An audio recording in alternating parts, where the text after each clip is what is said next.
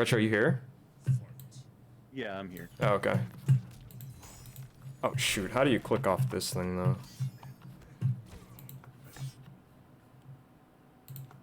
Let me try it again. But yeah, like, that's something, like, I feel like, I actually made a post this morning about that. How, like, I kind of get frustrated with the NRS community. Like, don't get me wrong, like, I agree, like, there are issues with the game. But, like, two kind of big things I got frustrated about MK11 that I really, really hope don't happen to MK12 is, the first big one for me was that, like, I mean, I'm still out here and noob players are doing 4-2-2-1 into amp slide, which, like, I want to say, like, 2 weeks into the, like, me learning noob, I very quickly learned, like, that's not what you're supposed to do. You're supposed to do 4-2-2 into, like, basically you're supposed to hit confirm. So, like, when noob does 4-2-2, you're supposed to do 4-2-2, and then if it hits, you do 4-2-2-1 into amped slide, or 4-2-2-1 into the launcher, right? His sickle snag thing. Mm-hmm. Or when it's blocked, you do 4-2-2 into slide. I actually showed Retro the same thing. You don't do the full string, because if you do the full string, when you go into amp slide, you're -8 and you can't do anything. Like, the player can just do an advancing mid, and you can't move.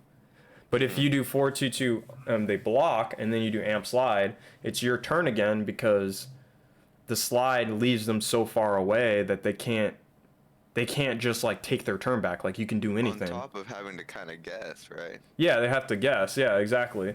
So, like, yeah, and then they have to guess the punish on the slide, too. Yeah. Just, since he finished the string, there's only one option he can do at the end of it, which is EXC slide or the fucking sickle snag shit. Yeah, it's just, it, like, takes away a layer. Yeah, it takes away a big layer, and that's the thing, is, like, I'm so confused. Like, I'm just, like, confused. Like, I'm not gonna name anyone, but these same players are saying stuff like, we need to change, like, all this stuff, this, you know, MK11's ass. I'm like, bro, you haven't even gotten past the first layer yet. Like, why are you talking about, like, don't get me wrong, like, I'm not saying that the game shouldn't, like, there's definitely issues with the game. Like, I think we can all agree with that there was issues near the end of the game. But I guess my main problem is just, like, I feel like a lot of these players, like, if they can't even hit confirm year 4, when hit confirming has been a thing since MK9, like, how do they expect the next game to, like, make them a better player? You know what I mean? Like, it's like, because even now, like, when I'm playing Spawn, right, like, I was playing against this dude, I was doing stand 3 into the, I was doing stand 3 into the launcher, and then I do stand 3-4 into the launcher, and then I was doing stand 3-4 into, what was it? Into the fireball. But at first I wasn't doing the fireball, and, like, at first I was kind of getting away with it, because, like, I'm not gonna lie, like, practicing on hitbox, I have been smurfing, like, just straight up. So I played a different account. I try to, you know, because I'm trying to learn the character. And yes, guys, I don't really care. As long as you're playing at the same skill level of the players you're playing at, it's perfectly fine. That's actually the best way to learn, instead of just getting yourself bullied all the time and then you can't learn anything. But anyway, that's beside the point. So, like, I was trying to, like, I was doing stand 3-4 and I was getting away with it, right, at first. And then, like, I started playing better players, and the better players started punishing me. Like, Johnny was doing, like, shadow kick. I had a Joker player doing forward 2 or stand 2, and he was punishing me, like, doing 3-4. And, like, that... Yeah, and I was like, okay, like, now I need to, like, change my layer. Like, I need to actually do 3-4 into fireball to make it safe, you know? And, like, that's... Like, those are, like, the type of things, like, when I'm playing, like, MK... Like, don't get me wrong, there's shit that annoys me. Like, you know, I was playing ranked earlier, and some dude was literally lagging, and he was doing combos in the lag. But, like, for the most part, like, there's always, like, things, like, I feel like it's, like, I don't blame players for saying, hey, the game is stale, I want to play a new game. That I get. Like, when you say that, SSG, I totally get it, right?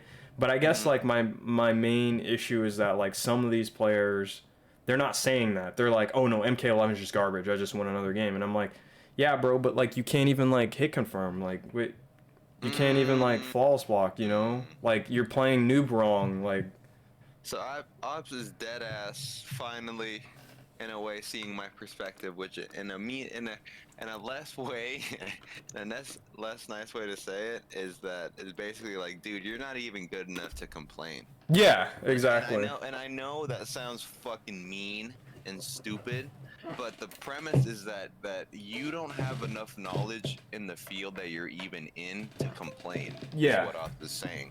And I yeah, 100% fucking agree. It's like, you know, with anything, with a martial arts fight, with anything, like you're gonna go into something not practiced, not knowing your opponent's tools, game plan, mindset, and expect to win. You're stupid as fuck.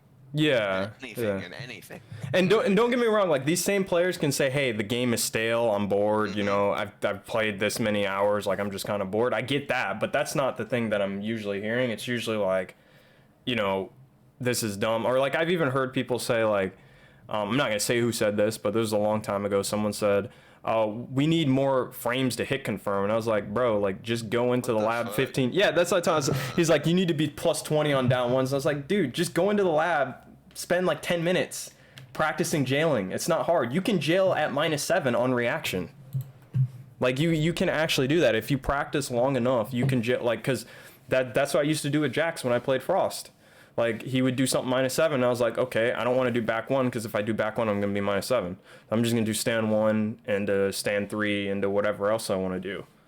And like I learned how to jail Jax at -7. So like, these are all things that I'm it's one of those things like I just hope that, and I always say this, like I hope that NRS listens to why is this still playing? But I hope NRS listens to like pro players. I hope they really focus on just like some of the fundamentals they've always had, like hit confirming and stuff like that. Which kind of segues into another question. Like, what do you guys like? You know, MK12's clearly came out, or not come out, but been announced. Like, what do you guys think that like? What do you think it should be about? Like, what was your favorite MK game in the NRS games? Like, what's kind of your, where do you want it to go? Like, Hmm. Well, I feel like I mean, let's see, which one was my favorite? Honestly, you said MKX, right? I think last. that's where I started, man. And if you would have asked me probably like 3 years ago or at the start of MK11, I'd probably say MKS just because on the inexperience of it being faster and a bit more fun just because it's mix heavy. But like fundamentally now, I think MK11 is my favorite, dude. Okay. Oh, Retro, what about you? I mean, I know you're a little bit more kind of casual on this, but like, I'm taking everyone's answers because I want to hear from everyone because that's what NRS is gonna do. Honestly, I just really don't know. Because I mean, I liked mechanics from each of the games. Like, I guess in terms of which ones I've played, and I enjoyed. Like, I liked playing 9. I liked aspects of 10. Here's the thing: if we got a redo of 10, but they took out the styles, I'd be fine with. Oh, the variations. Yeah, variations. My bad. No, you're good. Just because to me, whenever I played 10, it just felt like I was always playing incomplete characters. Yeah, that's a But I huge like complaint a we lot have of in the other 11 stuff. too. Oh, sorry. Go ahead. No, that's just about it. In like 11, I've barely put any time into it, so I have no bearing to really say what I like and I don't like. It's more like, for me, it's like general aesthetic stuff I don't like in 11. Like, I don't like the meter system that's being used in it. Um, I just don't like a lot of the way that it looks and it feels and it plays. I feel like they just I think that game needs like an entire rework, to be honest, 11. just to make sense. Yeah. Um, but I'm not really comfortable saying what I would want. Like, something that was probably a cross between 9 and 10 would probably make me pretty happy. Okay. But I don't know the systems well enough to say exactly what I would want. Yeah, I mean they had that same complaint with 11 with the well, originally 11 had variations, which was we can all say that I mean competitive wise that was good because characters were actually limited, so they weren't as powerful as they are now, but at the same time they were locked behind so many options. Like, for example, Raiden basically is locked behind, like, he has to take Storm Cell, you know? And if he takes the anti-air, he can't take Storm Cell. So then he becomes a completely different character that just doesn't do as well, right? When in a perfect world, I feel like if he had Storm Cell and the anti-air, he would just be an anti-air god. He'd be like a really strong defensive guru, right? So it's like one of those things, like, I personally, I know people keep telling me that this is a bad idea, that they should just make everything one slot. They literally should just make everything one slot. Like, I know it sounds bad because I'm sure there's, you know, like Spawn, like he's got that launcher that's one slot, like, but the thing is, it really just, the thing is, like, everyone says that that's so broken, but what gets me about it is that, like, MK9 had that. Like, characters just had plenty of tools. And some of their tools were ridiculous. Like, I remember Reptile had, like, Acid Hand, and it was, like, safe on block, and it's a launcher if you EX it. So it's like, Yeah. like, those were just things that were in the game, you know? And characters had more... And because characters had more tools, you were able to have more play styles behind the character. Like, Yeah, that's true. yeah, like... What's up? I was gonna say, for me, even it falls under, I would rather just everyone have all of their tools and just have tools that are less viable than to have a system where if I don't take this, I might as well not play the character. Like what you brought up with That's Raiden. true. Like, I would just rather have a move that's only good once out of every 10 situations than to not have that move for that 1 out of 10. Yeah, yeah. It kind of goes back to... like, it's kind of the joke with like Tekken, where like you look at their move list and every character has like 150 moves. Yeah. Really, you only need to know 10 of them. All those other ones are very situational. I don't want to lose those moves though, because Yeah. to me, like, as you learn your character and as you learn what it is that you need to do, then those moves start becoming less, oh, I forgot that I had them, to you start recognizing the situations. But I don't want to have to, like, I like the idea of custom characters. I think that that's kind of an interesting side game to it. But I think that the standard competitive game should let you have everything in their toolkit. I Yeah. like that. Yeah. Oh, go ahead. If I can, yeah. Just to kind of paraphrase, if I can, like, I feel like what we're saying is that the variations are meant to kind of let you play how you want to play, per se. But in doing that and not having all the tools on display, it's kind of limiting you to not be able to play how you want to, in a way, because like you said, if I pick this and I can't use this and that, or this doesn't coincide, it's like I really can't, one, express myself how I want to and play confidently, and two, I can't really even play how I want. Just to let you guys know, so I was actually recording, not live, but now I'm live, so my bad. I hit the record. I'm so used to hitting record. But yeah, we're live now. But yeah, like, that's because the big thing too is like having more, like, I feel like, you know, all the complaints that we have about this game, which is really interesting, like, they don't seem to, like, if we had more options, I feel like we'd have less complaints. Like, I know it sounds so weird, but like, think about it. Like, for example, right? Like, we complain about all the wake up options, right? But if our characters had more tools, we'd probably have more answers to deal with the wake up options. You know what I mean? Like, because if you think about it, right? Like, when you look back at MKX, I think this was kind of the biggest kind of damage of like development that's been done with MK, is like, MKX had, like, the wake up options weren't very good, and some of the options that characters had were good, and that was kind of like the issue, you know, because you look at like force push Ermac, you know, EX force push Ermac, or you look at like a character like Scorpion with only EX slide, like, he pretty much has to block on wake up, right? But like in MK11, like, those characters aren't really given that problem. Like, a lot of characters have safe wake ups, or they have wake ups, they have so many wake up options, it's hard to deal with all of them. So like, if you took that same idea and threw it into MKX, I don't feel like people would complain about the wake up options, because MKX has so much strong offense that they would probably be like, okay, well, I have all these tools, you know, I've got restands, have all these options, right? And I feel like that's like kind of the issue that MK11 had, is like, you're just really limited in some of your options. And yeah, that does form matchups at the end of the day. But I don't know, like I feel like the characters had plenty of options in MK9 and people were still getting like 8-2'd, you know what I mean? So I don't think more options are going to ruin characters. I agree with you, Retro. Like, honestly, like the variation thing probably should go, but I don't know what they're going to do. That's where I'm kind of curious. Like, I don't know where NRS is going to go with all of that. And obviously all of that's going to affect the competitive scene. But It's, what's it's up?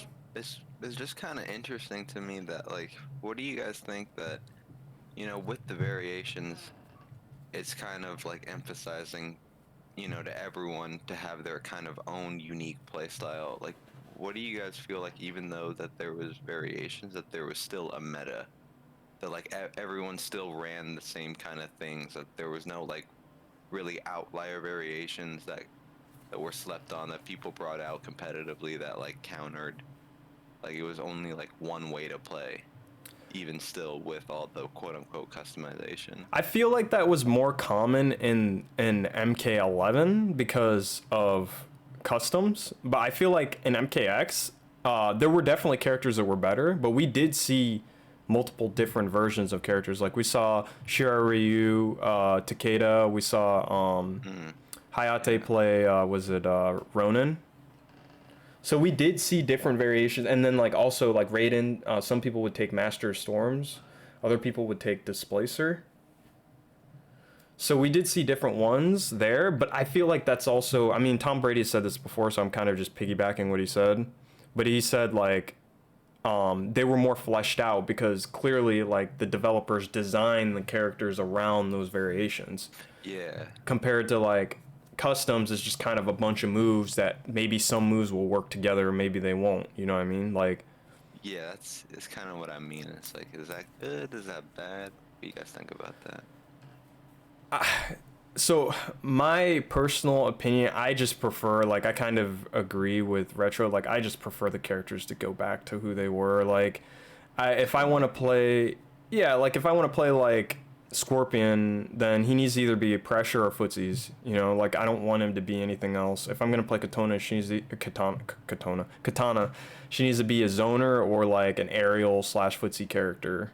You know, or pressure. There's just one of the three, like because she's been those three at some point. So they need to just pick a design and stick with it. You know.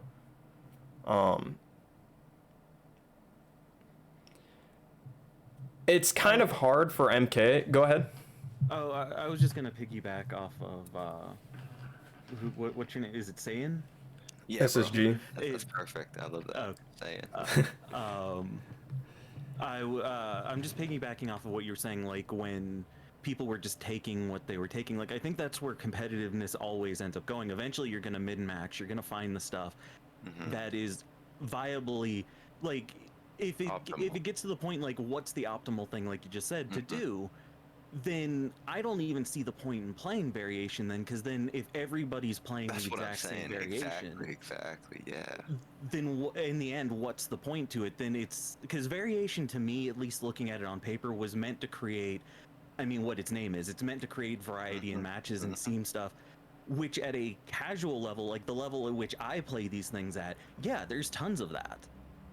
But it's never going to move beyond that because you're never going to have the top tiers of the top tiers taking stuff unless they're just purely trying to show off. Oh, 100%. And at that point, if a character kind of becomes hard locked in a certain way through its own meta, then it kind of becomes null. Yeah. So, I was gonna say there's a few characters that change variations based off of matchups. So they don't really play one stale variation all the time. It just depends on the character they're fighting against. And I think that is cool, like, because you're changing your variation based on how another character plays against your character. Yeah, because that was the original point. Like, the original point was, like, they wanted you to stick with your character and have an answer to a lot of matchups. But, like, now that, like, it's for me at least, and I feel like SSG might feel the same way.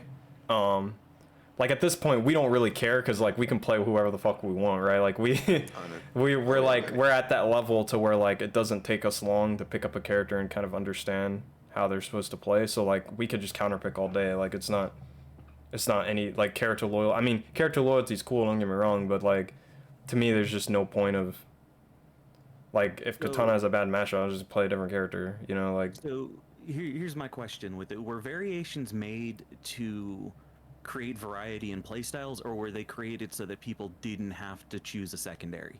I think it's because people didn't have to choose a secondary, if I remember correctly. If I remember the combat cast correctly, when MKX first came out, that was kind of the selling point. Was that you could pick a different version of a character to deal with a matchup that you were having issues with. Because like MK's biggest complaint was always that like it was a character select screen game, especially in MK9. And that's what they were kind of trying to beat. So. The amount of counter picking, I guess, that was. And I guess to keep it like fresh, that you could play, you know, one character, but also play him 3 different ways was a big selling point too. Yeah.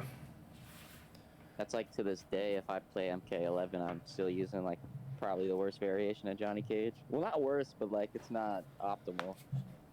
It's just fun. Well, that's the thing about Johnny though. Like even like looking at Johnny, like one of the main selling points to me when playing Johnny in MK11 was that like Frost. The reason why I like Frost so much is because she's able to get out of the corner with like this is why I'll never not take microburst.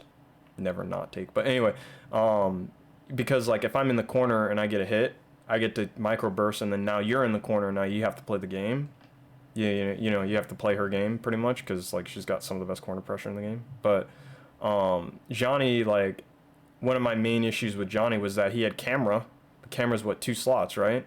Yeah. And camera, I hate it. Camera allows you to get him in the corner and switch the corner. Like actually, Rewind's done a few matchups that way when playing against Sonic when he does Johnny versus Joker to get out of the corner because he hits him and then he can switch sides with camera. And then not only that, but Johnny has good pressure. He's got really strong pressure in the corner.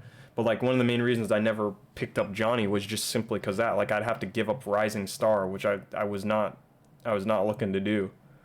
So I just never played him because he was locked down by that 2-slot camera thing. So yeah. But yeah, that's like one of those things like AB for camera's ass doesn't even work. But anyways. Yeah, that's another issue that I have with MK11 in general. Like, I've said this before, KB should, like, everyone should have had a counter. It should have been like freaking crush counters, Universal. bro. Yeah, like everyone should have had a crushing blow counter hit / punish. And they all should have been flat damage. They shouldn't have been launchers, or at least the launcher should have given you a breakaway mind game because Frost doesn't even give you a break. Like, I never use it, and people are like, why don't you ever use it? And I'm like, because they've got 2 bars of defensive meter. I might as well go into microburst. I'll do more damage. Like, it just doesn't make sense. By the way, that's another fundamental thing that like gets me super annoyed is when people do the KB and I'm like, bro, he's just gonna break. Just do microburst. He's just gonna break. You got a bar of offense meter, just do microburst. There's no point. That's another problem too. That in like all forms, like up 2s, some whiff, some don't actually hit. The problem with up 3s is that they're invulnerable, so for the most part they're the safest bet. Yeah. But you have KBs that some are guaranteed, some are not. Like, what do you guys think about that? Would you guys rather all KBs and everything be universal, or in theory would that be kind of broke just because of characters' kits? Like, do they have those dropping KBs as balance? And do you think having KBs that are not as good compared to as good is a good balancing tool, or it kind of just gets everything fuzzy? I think it's really character dependent, but I think on one end, like KBs could definitely do like, for example, you could have a crushing blow KB that only does 20%. You know what I mean? Oh yeah. Or you could have like because that's how crush counters work, right? And Street Fighter, like it's kind of the same thing. Like they launch, but then they do you know, some of them don't do as much damage as others. So like, for me, it was mostly just like for example, here's a good example, right? So like, Cabal. I love Cabal. Cabal is an amazing character. But my issue with Cabal is that why the fuck does he have a I mean, I know they changed this and that's why he still has it. But why does he have a 4224 KB that does like 22%, but then he could just do 2-3 into yeah, you could do 2-3 into back 4 or down back 4 into the with the hook grab. That's unbreakable. Yeah, I think And that's 20. Yeah, it's 26% or 25. Yeah, it's like, so what's the point? And why don't you just give that KB to Johnny, or give it to someone else? You know what I mean? Like, it doesn't make sense. Like, or like, why do characters with throw loops? Why do they have KB throws? Like, I'm fine with KB throws, but why do they have? Why do some characters, like, why does Liu Kang have a back throw KB? He should have a forward throw KB, and then his back throw should loop. So now you have to guess. Like, that would make Johnny sense. Doesn't even have one, and he's one of the biggest strike throws in the game. Yeah, and he throws you full screen. So it makes zero sense. Like, it doesn't make any, like, none of the designs make sense. And the worst part is he doesn't even have a real auto shimmy. Yeah, he doesn't even have a real auto shimmy either. At least Cassie has one. She doesn't have throw KBs, but she has an auto shimmy. So, like, when you get in the corner... He has 2 useless KBs that are never gonna happen. Yeah, it just doesn't... A lot of it doesn't... Or, well, like... I mean, to be fair, no one What's camera. which Johnny's unbreakable without camera? Well, it's actually pretty good now because of custom. Pissed off. Oh, because of Pissed Off? Yeah. Okay. Pissed Off is pretty good. Okay. In theory, anytime you pop him up, you should be able to, if you read it, if you play for it, you should be able to get the breakaway with Pissed Off Okay. pretty fast. I think camera still gives you more unbreakable, but it's not worth anymore because you know you don't get Rising Star. Yeah, right. You need Rising Star, and that's why I didn't play him. Because I didn't. You need it to deal with all the down one, down one, down one, down one, down one. To be fair, before third variations, Johnny never had Rising Star, so. Yeah, but wasn't he strong? He was stronger back then, though, wasn't he? Didn't he have like faster force balls and? No, force balls were just +6 on block. Now they're minus. So was 124. 124 was +6. Yeah, 124 was also +6. They Why'd they get rid of that? On fireballs and 124. Why'd they get rid of that? And 3-4 up. I have no idea. I remember hearing because of the quote-unquote corner pressure, So? which I'd imagine must have been crazy. To be fair, it was pretty crazy, bro. I was crazy shitting on people. On console, it was hard. You could microdash down 4 and jail after your pressure. They couldn't do anything. Like, if they tried to hold up, they would get smoked. Yeah, that's good. That's in the corner, though, right? Yeah, it was only. Yeah, so why is that a problem? I don't know. I think of fighting him's a little bit different than other people, I guess. I don't see why that's that bad. He doesn't have any mids. It just made everything, like, way more in Johnny's favor. You couldn't really challenge anything, because, like, obviously, you've seen a lot of Johnny Cage players probably, like, micro walk back into back 3 to whiff punish. Yeah. Kind of like, after force balls, you could just do that, and it would basically auto whiff punish everything for you. And then you do forward 3 or forward 4 to stop anything if they tried to hold up or backdash. And then if they tried to mash, you just micro dash down 4. Can you fall? You can false block that though. What, micro dash down 4? And forward 4. So the thing with trying to false block down 4 is unless you have a up 3 that reaches. Oh yeah, it's gonna whiff. Yeah, it's gonna whiff. Yeah. And then he could 1-2 probably punish you too on the whiff. Yeah, I just thought about that. I guess the force balls could have changed, but I don't really see the 1-2-4 being. Maybe they could have put a gap. I don't know. Day 1, Johnny had a 7 frame up too.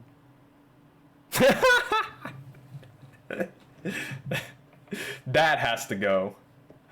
Yeah, That's ridiculous. It's not as ridiculous as Garrus's 6-frame up 2 that goes full screen. I was about to say Garrus was crazy too.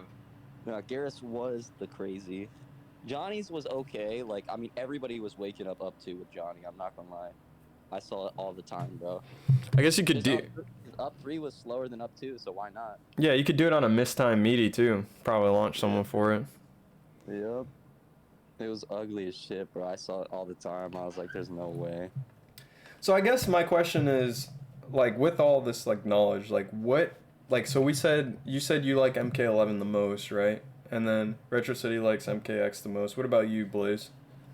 Because I'll get mine in a minute after you. So to be honest, like, I think, you know, fundamentally MK11, yeah, it's really good.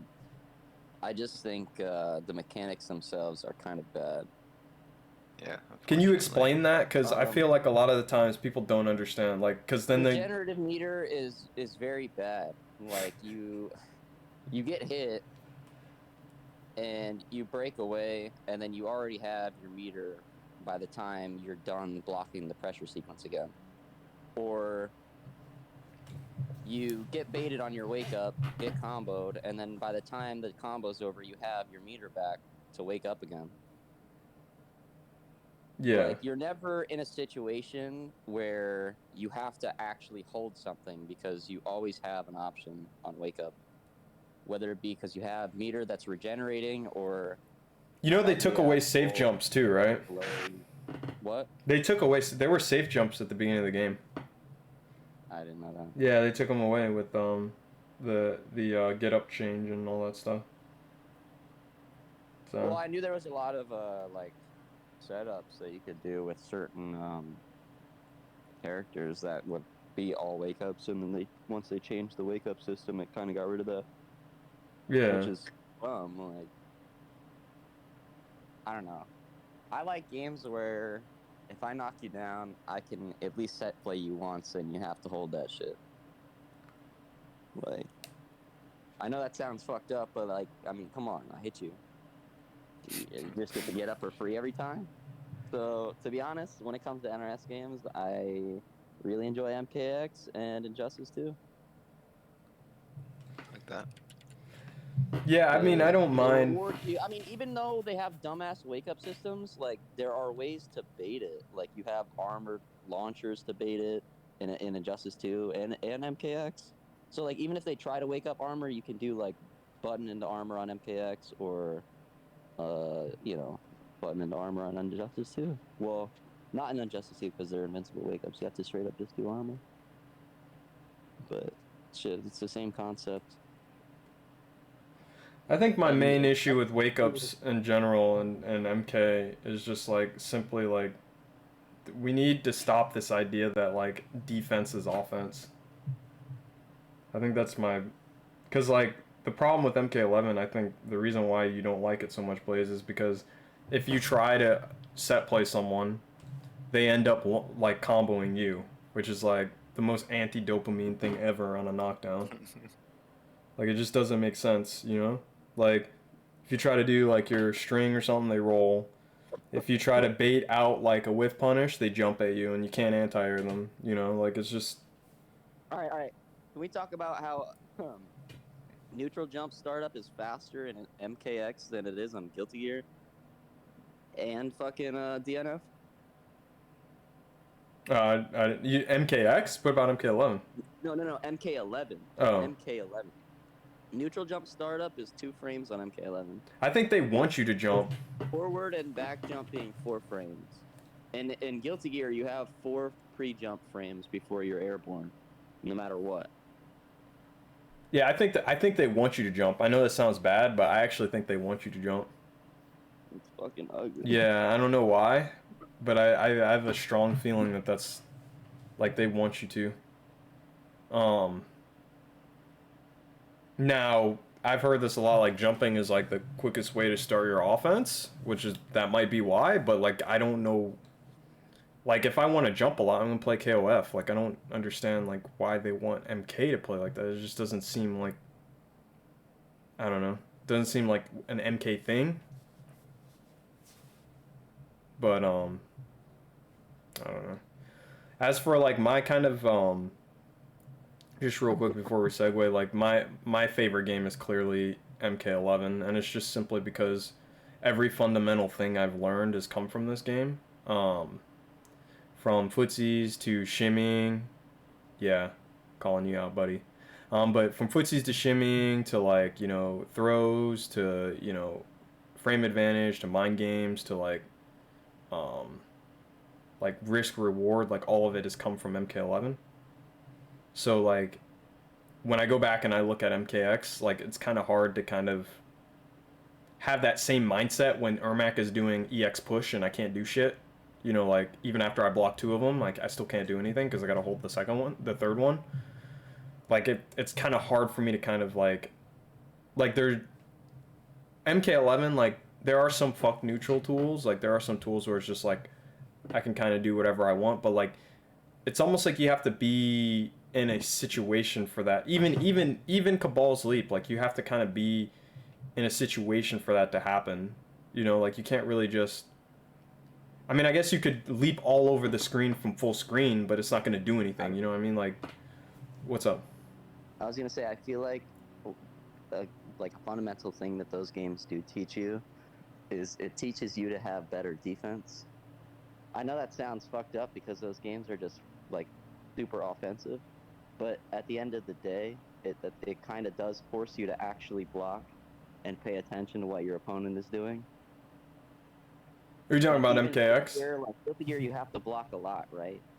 Which is, well, it depends on your character, obviously, but like, if you don't have a DP, you're blocking a lot. So you have to actually outplay your opponent and read them because you're blocking a lot. Like, yeah, but I don't know. Are you saying MK? You're saying MKX and Injustice 2 teaches you better defense than MK11? I probably not. Like, to some degree, I just think that the more you're blocking, the better you're gonna be. I feel like. Well, how about this? How about this? The reason why I feel like MK11 does not teach you defense. I will say that. I'm sorry. are you talking about? So you're probably talking about the OSs, right? That's my assumption. That and the fact that you can just wake up all the time. Oh, I was talking about. Okay, yeah, I see what you're saying. Yeah, I mean, I guess yeah, that's kind of. I guess I was focusing more on like if you're in a situation where like in neutral, like let's say someone like gets close to you and like starts a string and then like you have to guess strike throw. I guess that's kind of more, or let's say you broke away and now you're on defense. Like that's kind of more what I was thinking because like you do have to like focus on reacting to throws and stuff and like teching them. But like in MKX, like there's so many layers. Yeah, I kind of get what you're saying now. I kind of get what you're saying. Look for them if you're gonna wake up or not. So you're either doing, you know, back rolls, you're up threeing, you're delaying wake up, you're jumping, you're fucking like waking up throw because they're respecting you. Like there's never a time, unless you either broke away or you don't have the resources. There's never really a time when you're just gonna hold block, or at least that's what the game teaches you, because of all your options. Does that make sense? Or Yeah. I feel like some people, like obviously the better players are gonna hold block, but like most players are just gonna use their options because they have them. Yeah. Yeah, and it's kind of so like I agree with you, but on the same kind of sense, like I feel almost like I feel like I learned better defense in MK11 though. Like I don't know how to put it. Like I guess the best way to think of it is this way. And by the way, Pancake, we're recording. I think the best we're recording. I think the best way like I like to think of it is like in MKX, right? Like when I was set playing people to death, right? Like when I was like just like literally stopping people from moving by playing Ermac, or like you know playing Scorpion and hitting him for 40% into a 16% throw. The problem that I was kind of running into in that game is that like I just set play people, so like it doesn't really matter if I have defense or not, because like I'm just gonna kill them, so it doesn't matter. But in MK11 I can't really do that. Like I don't really get that option to like just hit someone and then they die. Like I actually have to eventually go on the defensive, or I eventually have to play neutral again. So like in a sense it kind of taught me more, because I couldn't just flowchart my offense into a win, you know, through intermediate play, right? Like I actually had to like learn to see what my opponent was doing, because once I knocked them down, I had to back off. Like I couldn't just apply more pressure and just win via pressure, which is one of the main issues I think that people had with DNF, kind of going off of the other game I played, is that like people just get set played and you couldn't play the game. Like there was no defense because you were just dying. Like you're either pumping offense down someone else's throat, or they were pumping offense down your throat. And then once they changed the roles, that all kind of changed. So I get what you're saying, and I kind of agree, because I do think like games that have more offensive options do kind of force you into like paying attention. But on the other end, I also think that like MK11, because it doesn't allow you to kind of just shove offense down people's, basically just shove offense down, and stop people from being able to do anything. You're kind of forced eventually to play on defense, Like, or to throw and go back to neutral and then play neutral again. I feel like if it weren't for Guilty Gear, I wouldn't be paying attention to normals that would be thrown out in neutral as often. I feel like that game actually forced me to think about what normals are being thrown out in neutral more than what MK11 did. Because I feel like MK11, like certain characters, they can just autopilot certain normals in neutral, and you can't really stop it unless you're outspaced. But that's what footsies is though, isn't it? Here, you cannot just autopilot normals in neutral, you would die. Oh, you're talking about the damage then. You're talking about like the damage in the setup. Damage, it's the fact that certain normals can straight up like blow it up. You can low profile, you can high profile certain normals. Like it's not, I don't know. In MK11 you can just autopilot certain strings and just get in. That I do agree with. I do think there are some strings that like really need to be considered on how they're like, or at least like there needs to be depth. Like, why is spawns 3-4 doing everything for me? That was kind of weird to me. Like, it's a punish string, it's a footsie string, it's an anti-air. Like, what? Like, come on. We need a little bit more depth than that. I did like the dash speed thing though that I was talking to Poofed about though. I did like that. I like the fact that like for some reason some characters dash speed allow them to punish. Like I like MK11's movement options, to be honest. Yeah, like. But Injustice too. Well, actually, really. I can't hear you. Just said I didn't really mind MKX. It's not bad. I don't know. What is the topic of? So we were just talking about I think originally we were talking about like what do we want MK12 to kind of play like out of all the NRS games. Retro said MKX, I think. SSG said MK, kind of more MK11-ish, like that's kind of his favorite. Or actually I don't even think SSG, he just said MK11 was his favorite. I don't think he actually said if he wanted to play like that. And then Blaze said he wanted it to play kind of more like MKX-ish, I think that's what he said. I said MK11 just because MK11 taught me every single fundamental I've ever learned. I literally take MK11, like Retro can say this right off the bat, like I've taken a lot of MK11 ideas and literally thrown them into games like KOF and DNF.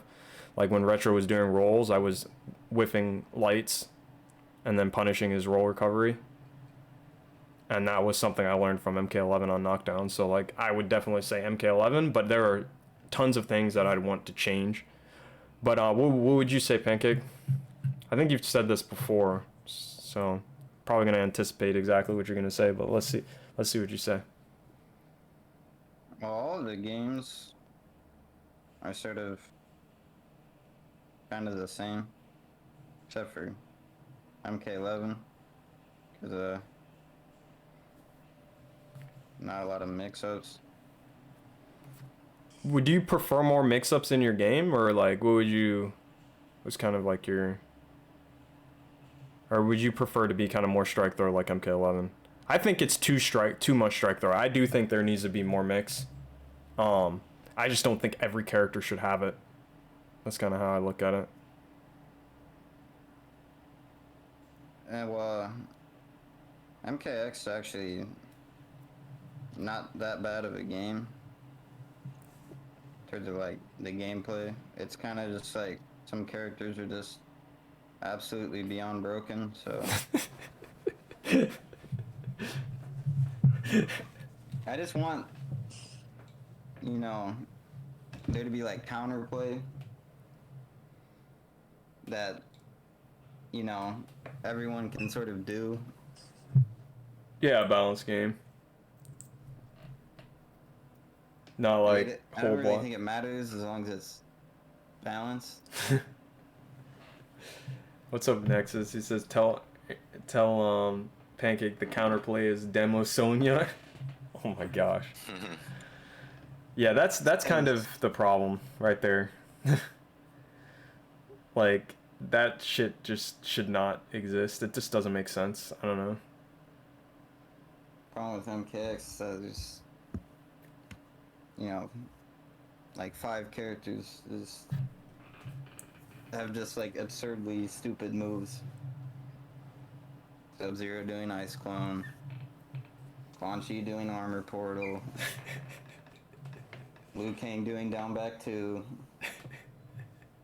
which is minus. I'm assuming y'all know what that move is. Yeah, I know it is. Yeah. Okay. Oh man. What about Kenshi's plus armor? What did you say about that one?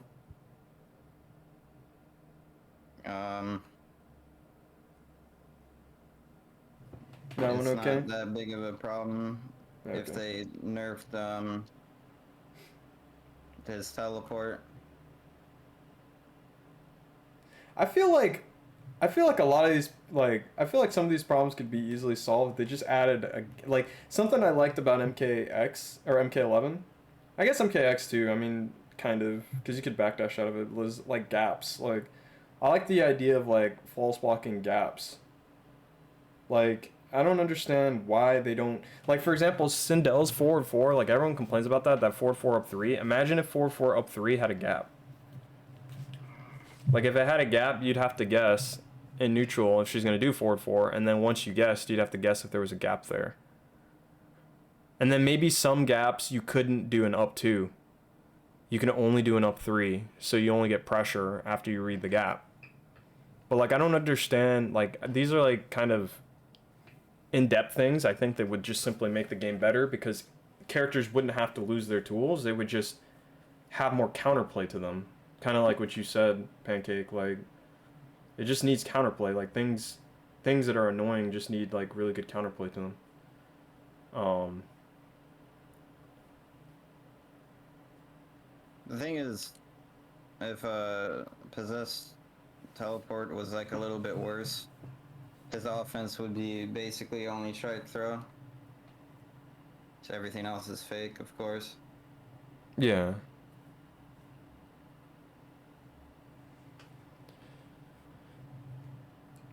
Yeah, that's another thing. Like, oh, go ahead.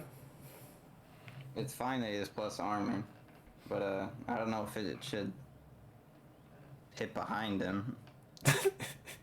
Because it just makes it more brain dead. Because like if you just wait like to armor at the right time, if you're smart, you probably won't ever get punished for doing those moves if you just play it right. Yeah, it's just fuck. Yeah. I get exactly what you're saying. Like, that's actually something I don't like. Is like moves you can kind of just throw out there and like there's no. Like, because it's different. I like to think of it this way. Like, it's different if I hit you and I'm plus, and then I'm like, okay, I'm going to do this move that you can't do anything about. That's different. That's a different situation. But I'm talking about a move that, like, you just throw out, you throw it out in neutral, they can't do anything. You can just throw it out. They can't do anything. Nago spin. Like, it just doesn't... Like, those are things that it's like... Because it's... I can't stress enough, like, if you hit someone and then you do a move they can't do anything about, that's different. You hit them. That makes sense. But if you don't hit someone and you're just playing neutral or you get them on block or whatever and you just get a guaranteed situation, I'm not a huge fan of those moves. Yeah, Fujin back too. Nexus says Fujin, that's a good example. You don't think you should get guaranteed situations on block? I do think on block, I just think they shouldn't be like, they shouldn't be so strong, if that makes any sense. You should definitely get good situations on block though, like, but on hit you should like the flawless blocking on hit thing. That is the number one thing that I want gone. For like, if MK12 was just MK11, the two things I would remove is flawless block on hit and regenerating meter being as fast as it is. At least on the defensive side, those would be the two minor things that I would fix, and then obviously like something with breakaway. But like, aside from that, like, everything else, like, I don't have an issue with an MK11. Those are like my big issues. But when it comes to guaranteed stuff, yeah, like on block, like, you should definitely get guaranteed things on block. It just shouldn't be as powerful as on hit. And then in neutral, there shouldn't be many guaranteed things at all. Like, a lot of that stuff should be focused on, you know, who has better neutral or who's playing better footsies. Like, I don't even mind Cabal's air dash. Just don't make it to where he can, like, do, like, a far slight gas, a close slight gas, and a, like, regular slight. Like, why does he have all three of those? Like, why? Why does he have that? Why is his jump kick so plus? I think it's Just really doesn't all make about sense. the counterplay. Wait, who is? Or what is? I was gonna say Fighting games. Yeah, so in Guilty Gear, right? Happy Chaos gets pretty much the same guaranteed situation every time you block. But the counterplay is if he goes into steady shot to guard crush you, there's a gap between blue shot and steady shot. So it's like a 3-frame gap, so you can always DP or super. Yeah. And he has to bait it. You can also burst. So Yeah. it's not like you're always actually a guaranteed situation. Also, on top of that, you have yellow RC if you have meter that he has to bait. Okay. It's also how you end up in the situations. Like, is there counterplay to me ending up in this situation? Yeah. Excuse me. Yeah. Like, for example, I'm actually glad you kind of mentioned that DP and like super, because like the thing is I also like situations where you can use meter to get out of them. Like, that's why I'm not against armor.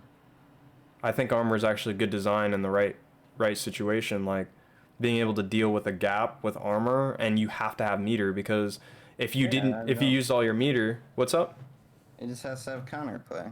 Yeah, like if you used all your meter, like let's say like you use all your meter for offense, and then I hit you, and then like my gaps, you have to armor through them, and you don't have meter, then yeah, like that's good. That means you used all your meter. It's on you. Like, that's your problem, not mine. Like, I should get guaranteed pressure now because you used all your meter on something else. So like those are like little things like they could do to make the game better, and I feel like they tried. I feel like they really did with like flawless block, but like, you know how fighting games are. Like, people figure out shit, and they figured out that like you could flawless block on hit. That should have been something that should have been fixed immediately. I don't understand why that was a thing for as long as it was. But like, those are like things, and it's unfortunate too, because like I feel like sometimes too, like in the future, like people are not gonna like people don't like flawless. They want flawless block completely gone. But the thing is, I don't think flawless block's a problem. I just think that the problem is how it was implemented. I feel like that happens a lot in MK, where like they just remove things because, oh, you know, players say they don't want it in the game anymore at all, so let's just completely take it out. So Cassie better still have an Would have been option. a lot better if you just couldn't do it on hit. Yeah, yeah. Yeah, that's pretty much it. Like, the thought of it is good because, like for Injustice, to counter all the zoning, you had the rolling, not on wake up, but just you can just roll in Yeah. to kind of cut the distance. But I guess for some of the zoning for MK11, if you flawless block it, you negate most of the chip and most of the damage. So for that, it's good. And for some strings that are just crazy, if you have the skill enough to flawless block it, it'll negate some plus frames or maybe change the properties. So that's good. But then the fact that you can kind of do it on hit, and then some up twos don't even do their functionality, it's like, oh, Yeah. okay. So like, I like him. I mean, Ops, I think you remember I kind of tweeted at that guy too, and I kind of just said, like, I like the thought of it, but just how it was implemented wasn't really that good. Yeah, it's unfortunate because like I feel like we're in kind of this perpetual cycle where like we just take things, like that's kind of the tweet I was kind of referring to, that one, like we're kind of in this cycle where like we just take things out and then like we're like, okay, change it, and then like NRS doesn't know like what to do because they're like, okay, well, we tried this, you didn't like it, you want it out of the game entirely, instead of like focusing on more on like, okay, well, this is how we can change it in the next game. Yeah. You know, this is how we can improve it. Like Breakaway is a good example. Nexus is actually talking about this a little bit in the chat here. Cassie still better have a auto shimmy in MK12. More punish on hit is what we need, not just Breakaway from every. Yeah, like, I mean, if I had my way, I wouldn't put Breaker in the game, but I know that that's Breaker's an NRS thing, so like that's not gonna happen. But like I agree, like I honestly don't think, I understand why people don't like Breakaway because of the current situation of how MK11 is. But like my issue with Breaker, and I've Pancake knows this, I've talked about this forever, is that like Breaker has this problem where like the risk reward becomes really weird because I could do dumb shit and then break and be at neutral. And something I've always liked about like Street Fighter and like even, you know, when I was playing DNF is that like, or KOF, like Retro knows this, like if I hit him, I'm taking 40% with Shermie, like I'm just doing it, like I'm sorry, I'm taking it, you can't do anything about it. Now that doesn't mean that MK11 has to like be like that, I guess, but like it definitely, oh, thanks for the sub, SSG. But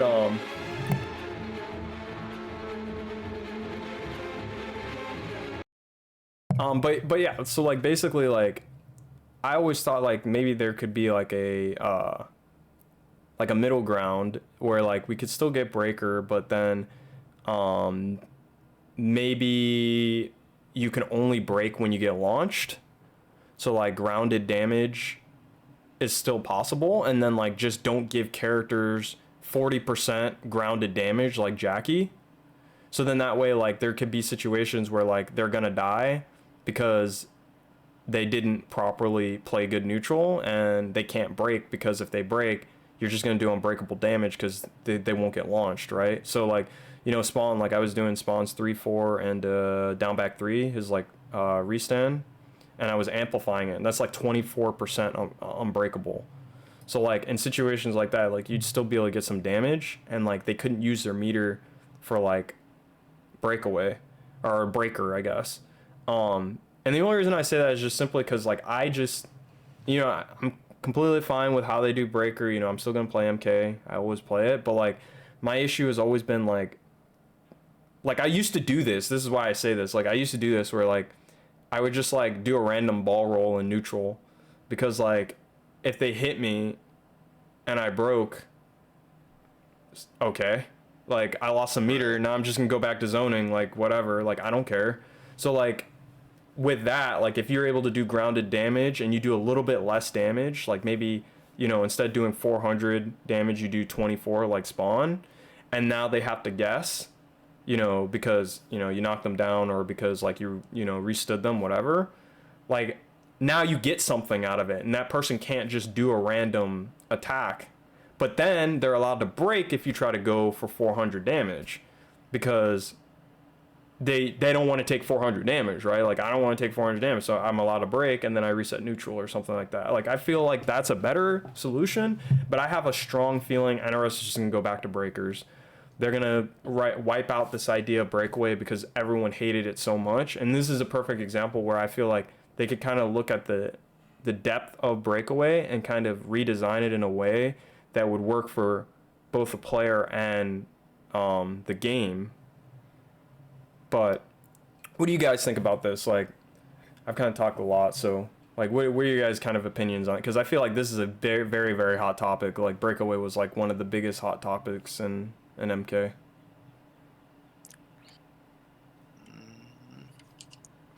I mean, I'll give you my I personally don't really like it. I feel like it could be better if they're gonna stick with it. Again, it can be improved with the fact of the mind game. It's very character specific, right? Like it's not all the time, but Yeah. the fact that a mind game can be that, you know, I'll play unsafe and I'll break away, and even I might even be able to punish them on wake up because the character has such bad buttons. So Yeah. the fact that that's a thing's got to go. If there's a way to implement it where it works kind of like, I don't know, the best way I can explain it is acid pour, where it's, you know, it's pretty easy to get if I read it, I'd say go for it. But I just prefer breaker. But I just say the way, like, again, with many things in MK11, to kind of answer your question up, I'd probably go with something more towards 11, but stealing things from X, like maybe breaker, better combos, Yeah, that's another. I'm glad you know. mentioned better combos, because like know. that's another good point. Is that like a lot of the reasons why breakaway is so bad is because the combos aren't good in this game either. Right. They And don't who launch really high wants enough. to go for them anyway, because half the time they're gonna break away. Yeah, yeah. And meter too, like Blaze mentioned that also. Like it's not just breakaway. Like there's so many components of it. It's like the fact that you build defensive meter, you know, you don't have to earn it. You know, the fact that combos don't launch you as high because of gravity. Like there's so many different components. I'm glad you mentioned that, SSG, because a lot of people don't talk about that. Yeah, brother, that's kind of my take. So, Retro, what about you? Because I know you have kind of an opinion on Breaker. Are you here, Retro? Yeah, I'm here. Like I said, because I'm still new to it, I don't quite get it. Like, the main thing I don't like in 11 is, to me, when you compare it to how it was handled in 9, when it was handled in 10, they took a kind of simple mechanic and then complicated it by adding in 2 meters, because now you have attack meter, defensive meter. And I don't quite, at my level, I don't understand the negative to using Breaker. Like in a lot of other games, if you do something like a burst mechanic, it knocks you back, but it takes all of your meter away. Or in early BlazBlue, you do the burst in that, it not only, you know, knocks them back, you lose your burst, but you would also take additional damage for a short time. Oh, I like that one. I don't quite get what the negative to breaker is. Like, I know there's certain character matchups and situations where you could still be in trouble if you break or if you break, but I don't see it other than you just make them whiff their combo. Like, they don't get to carry on with their stuff. Okay, and then it resets, and either they're going to continue on doing what you're doing, or you're going to take back it. Plus, you still have your attack meter. Like, I would be fine with breaking in it if it was just 1 meter like it was in 9 and I think in 10. And that was your punishment for using it, like, oh, I used it, now I just have access to no meter from now on. Or even if it was like a limited pool of how many of them you can do per match. So, like, right now we have 2 defensive bars. If you only got 2 chances to break in all of your matches, then I'd be fine with that. Yeah, that's actually an old MK thing, by the way. They used to do that. They used to give you only 3 breakers per match. A lot of people don't know about that. That was pre-NRS. That's what they used to do. I don't know why I just thought about this too, but 2 big differences, I'd say, to kind of explain it. So let's say like an optimal thing, let's say for everyone, if you scout a breakaway, would be to down 2, right? Yeah. Because you get some damage. I'd say with breaker, man, if you breaker, you negate all damage, right? Like you don't take any damage. Yeah, and that's What do my you main get? issue. What do you think about that, Ops? Do you not like that? I Is that don't like that. I that's your don't. problem with Yeah, because like the reason why I don't like it is because like me and Pancake have kind of talked about this before. Like the reason why I don't like breaker is because if like it allows you to kind of do this weird thing where like that's why I was telling you Retro, like I actually like you take additional damage because there's some punishment, because Yeah, I don't like you think actually have to hold something. yeah, like because I don't even mind if breaker allows you to break. That's not my issue. My issue is that like I don't want a situation where you only spend meter and you just spend meter and then you're out. Like there you don't lose anything for doing it. You just spend meter and that's it, right? Like I feel like taking damage is probably one of the most punishing things in fighting games. Like getting hit is like one of the most punishing things in fighting games, and getting full comboed. Like that means like you made a big mistake and now you're getting comboed for it. Obviously it's a little different in other games, you know, some games it's easier to combo than others, but the whole point is like that's kind of like the idea of footsies and neutral is like when you get hit, like you made a big mistake kind of thing.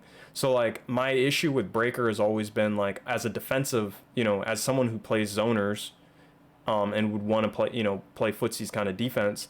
Like I'm just looking at it as a zoner. Okay, you hit me. I'm just gonna break and then go back to zoning. Like, you know, I can take more risks as a zoner and do more dumb stuff because I have breaker, and you're not gonna hit me for any damage or any setup. Which is why I was saying earlier that like I like the idea of breakaway, at least when it comes to like you have to get launched, because then the player on offense gets to choose if they want to ground you and do less damage, but then they get a setup, right? They get to choose how they want to knock you down, or how to like hit you and then reset you into like pressure or whatever.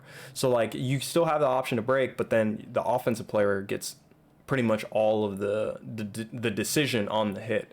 And that's just kind of like, it kind of moves that responsibility, or not responsibility, but it kind of moves that like player choice over to the person that hit you and less over to the person who got hit. Like that's how I kind of try to look at it. So that's kind of like why my issue with like breaker has always been like you don't take any damage, and like the only loss is your meter, because now your meter is almost acting like an extra health bar. But that's always been my kind of thing, and people have different opinions like on it. I actually want, darn, Pancake just muted himself, but I actually wanted to ask him kind of what he thinks too, because like I said, we've talked about this so many times.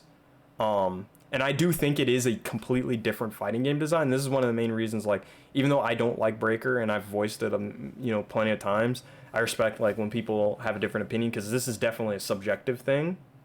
Because there's a lot of good fighting games out there that focus on breaker, you know, or have like a whole mind game behind it, you know, everything, right? And then there's a lot of other fighting games that are really, really good that don't use breaker at all. Like Street Fighter is a perfect example. Like that game does not use breaker. You know, it has, you know, block breakers, kind of like V reversal, but it doesn't have like, you know, once you get comboed in Street Fighter, that's it. You know, you take the combo damage. That's true. So it's just different. Like the games are just different. And it's the same thing with KOF. KOF's the same way. Like you kind of look at KOF as like 3 health bars. I think that's Retro. I got that from Retro, I'm pretty sure. Like you look at it like 3 health bars, so you don't really have breaker. You can't really break away from damage. You just take the damage, but then you have another character to kind of make up for it. Well, that kind of goes back to what I said before, is like I would like it if they would just go back to 1 meter, because not only are you giving up some defense stuff, you're giving up offensive tools, because like even in KOF, I think it's like to do a shatter strike, what is that, 1 bar, 2 bars? It's 2 bars. So yeah, it's 2 bars out of my 3. So that completely locks me out of a type of super. It locks me, or it limits how many EXs I can do afterwards. It's any number of things that you can do. Like, granted, their form, I guess you could call, of breaker is more of an offensive attack. It gives you armor and it launches them. But the other option is like you lose 1 bar if you do guard canceling, which just or not guard canceling, roll canceling. where I block and then I just roll out of the way for it. I can still be hit afterwards if the opponent is predicting it and knows that it's coming.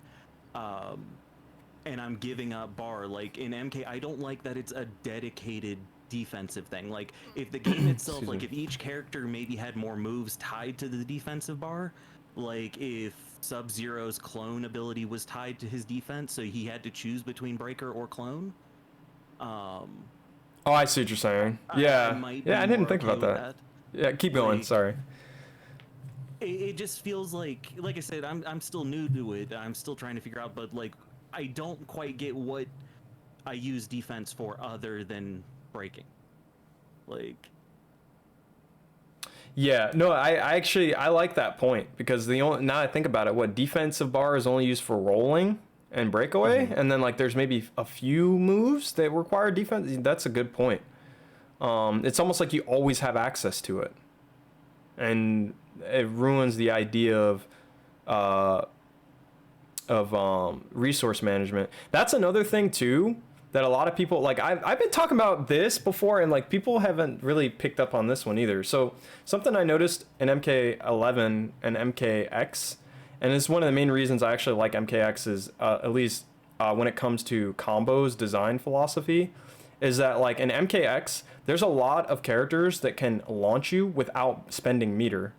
And I know why they did this. They did this for MK11 because they wanted the game to be more about, like they wanted the game to like give you less but make you work harder, if that makes any sense. So like you had to spend bar to like do most of the launchers in MK11. But the problem that this runs into is that like you get 2 bars of offense and 2 bars of defense. So in theory, right, if I'm playing Scorpion and I do 1/1 into teleport as a punish, and I do an amplify teleport and you break, I do not that much damage because I did amplify teleport. I wasn't able to finish my combo. And now when I hit you one more time, I'll only get 1 combo before the next time you get breaker. By the time you get the next breaker, I'll only have 1 bar. So eventually, if you like, you kind of do this in practice mode, right? If you hit them too many times too quickly, you actually won't do any damage if you don't have a meterless launcher. So for example, this is a problem that Melina runs into a lot. Like Melina only has metered launchers. So like she'll do like, you'll spend like a bar for Psy, like for amp Psy, and then you'll go to do the amp ball roll, they'll break, and then the next time you hit them, you can't do any damage because like, even though they don't have defensive meter to break anymore, you're doing like maybe 15% on a punish because you don't have meter. You don't have offensive meter to punish them anymore. You don't have offensive meter to launch them. And that's because of the meter system.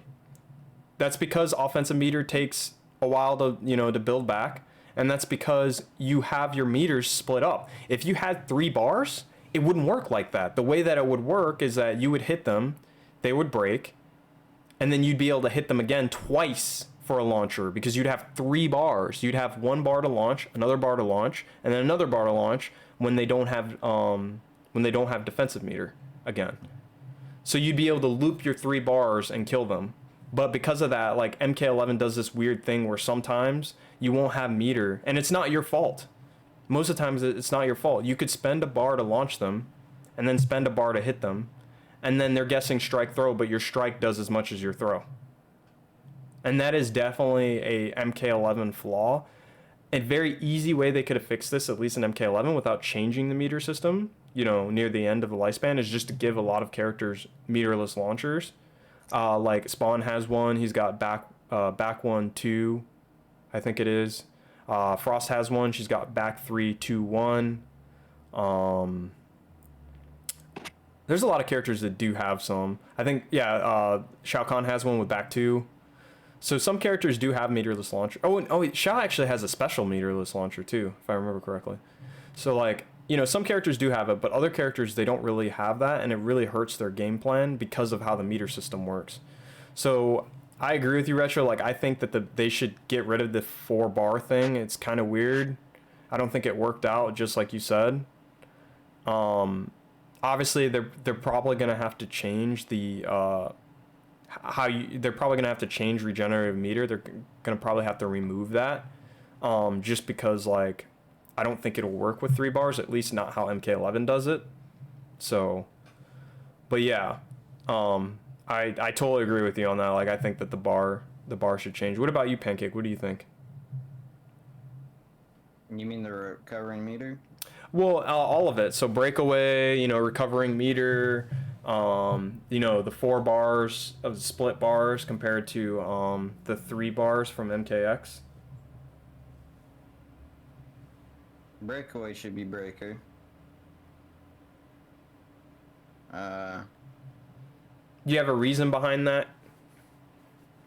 It's much better. Well, I mean, like, And the thing that you said, like, people playing like idiots because they have breaker is fine. Because if you're doing that, you're accepting that you're gonna waste meter because, I don't know, you think it's a good idea. well, I guess my question for you on that one is just like, what if they guess right then? Because then they basically gotten 2 things. They keep their meter and they got to hit you for free. Well, you would obviously expect people to be taking bigger risks when they have more meter. Oh, that's a good point. It's not really... You shouldn't be surprised, I would say. Okay. So like what about like the bar then? Because if you're gonna implement breaker, it can't play like MK11, can it?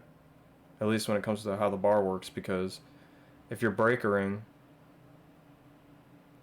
it's probably not gonna work as well in MK. I mean, Yeah, Cetrion. I'm thinking Cetrion, like Tornado. You hit her and she finally gets breaker. She breaks away and she just starts going back into Tornado again. well, it depends if they keep it or not. Like if they want to have armor moves, then it would obviously be 3. Oh, you're saying that because of flawless block? Yep. Oh, okay. Well, and roll up 3. I honestly think they should just go back to hard knockdowns and soft knockdowns, but I don't know if they're gonna want to do that. I don't know if they're gonna want to spend the time to do it. Because then you could just tech roll on a soft knockdown. And then there's less hard knockdowns, but then the hard knockdowns you can't tech roll, and then you just can't spend meter to roll. You spend it only for offensive options on meter, I guess, or for wake ups.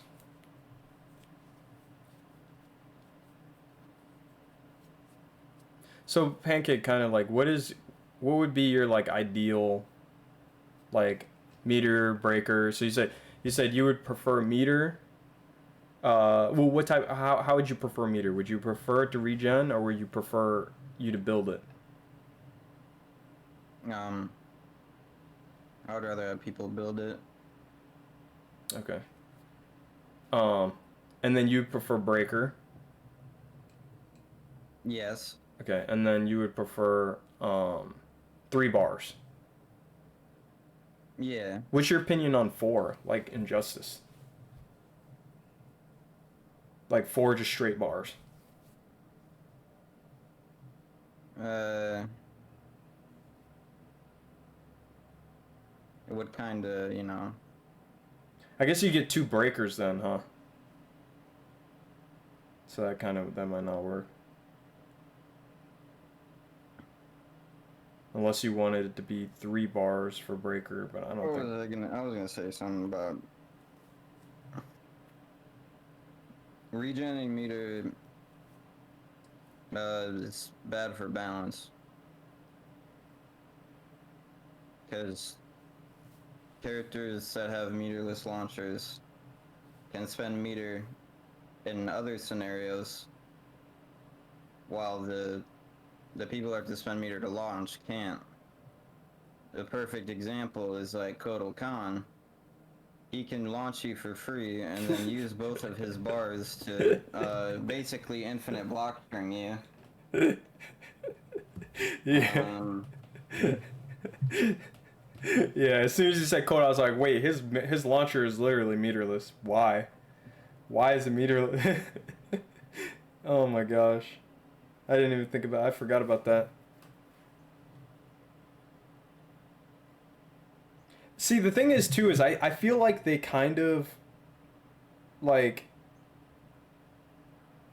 this is where I like crushing blows because I feel like with crushing blows they definitely like kind of helped like some characters that have crushing blow punishes and counters like they don't need meter to launch you and it's unbreakable damage. So like for example, you know, if Melina had a crushing blow that counter hit that wasn't counter hit on a high, you know, like her 4-2, then she would be able to get a meterless launcher or a meterless like punish.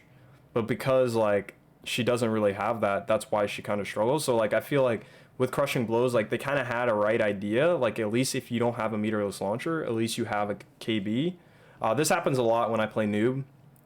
I'll spend all of his meter doing the slides, and then someone will do something unsafe, and I'm like, no, you're still gonna die, because I just do back 1, 2, and to throw, and I get 30%. I've killed people this way because like they think like because I don't have meter I can't punish them, but you know that's kind of like fundamental MK11. So like I've always kind of thought that was a cool idea of like how to resource manage, but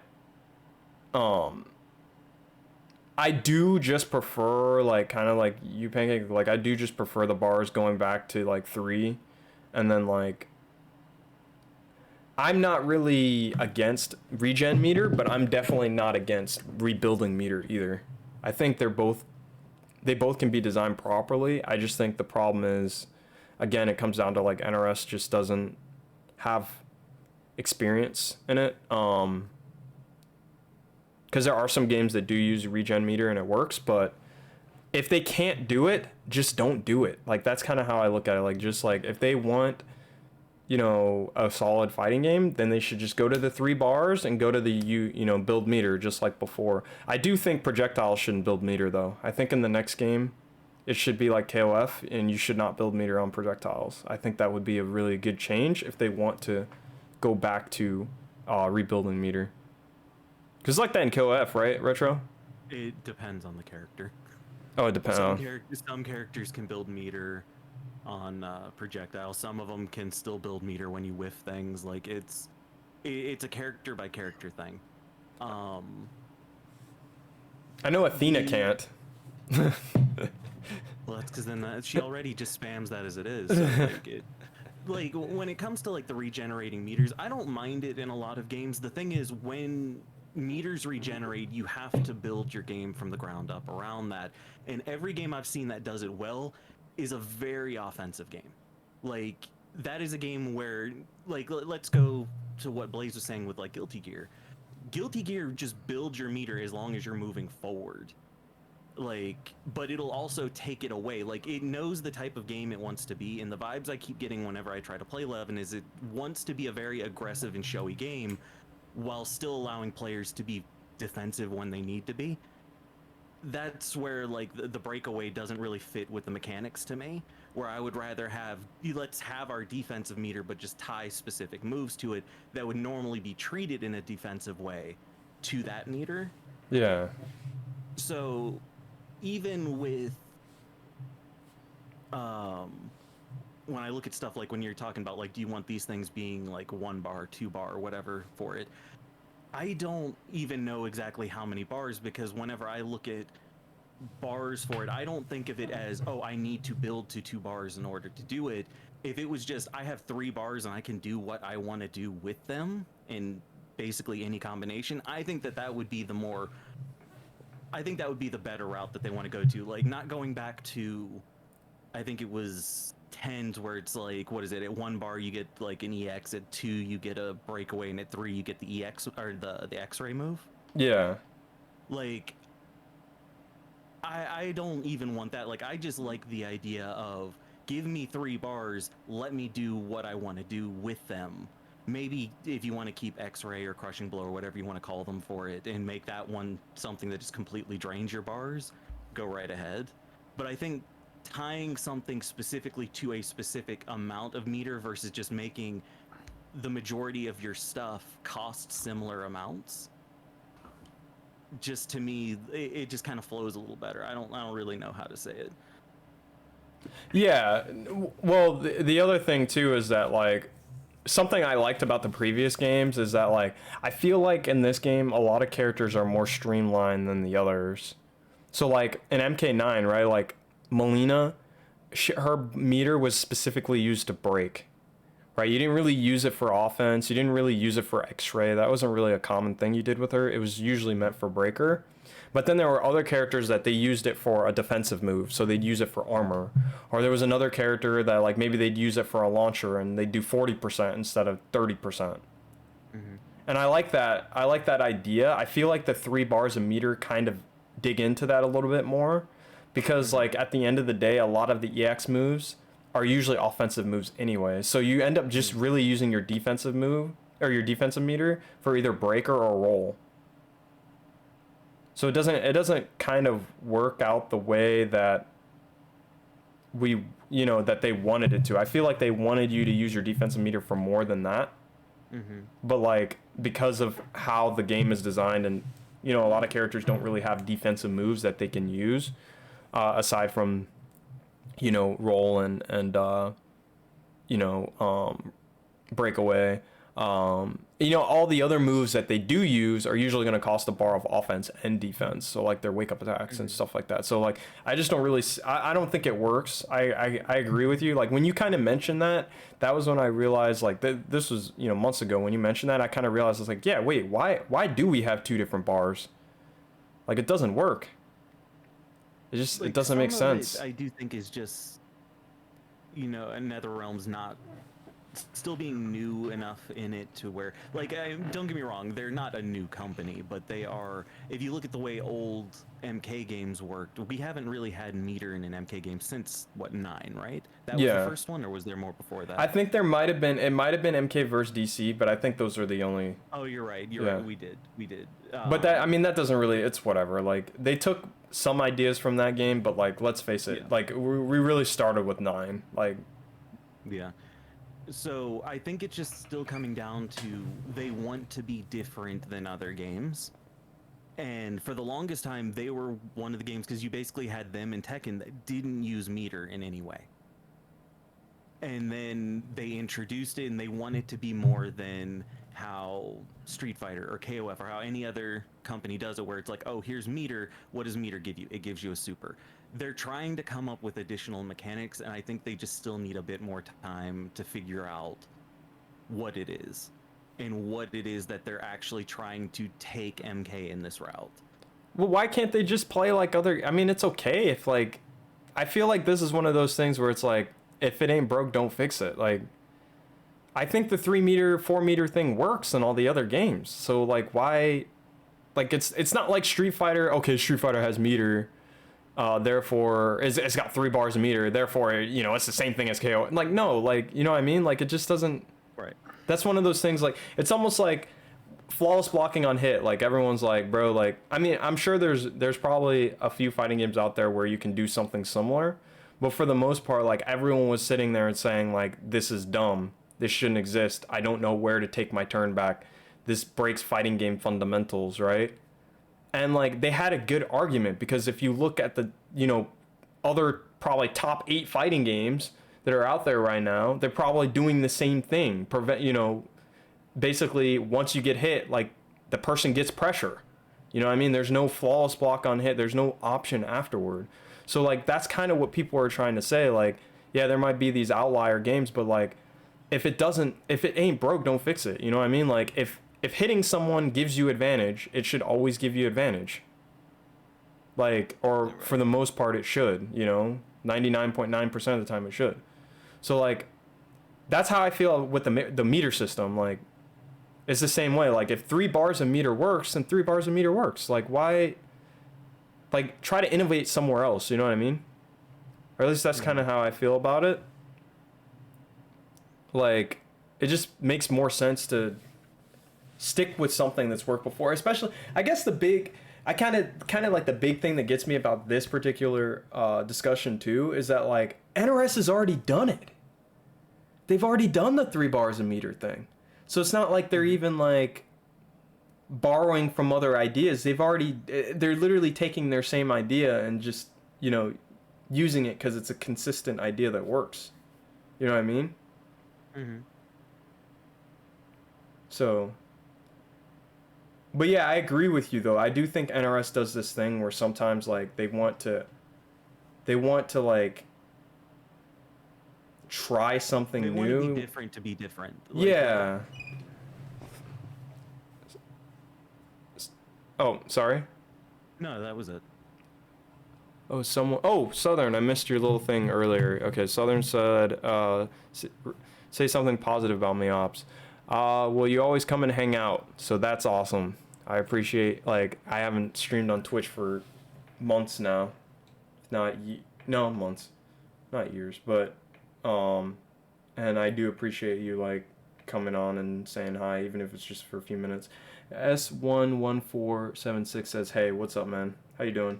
What's up, Spoon? I haven't talked to you in forever. How you doing, man? We're just doing the podcast thing. Did you want to jump in here, Spoon?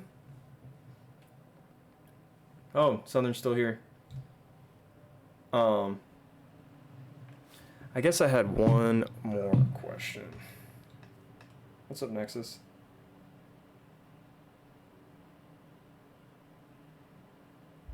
What's the playstyle you guys are looking for the next game? Playstyles are player dependent. Sorry? That's player dependent.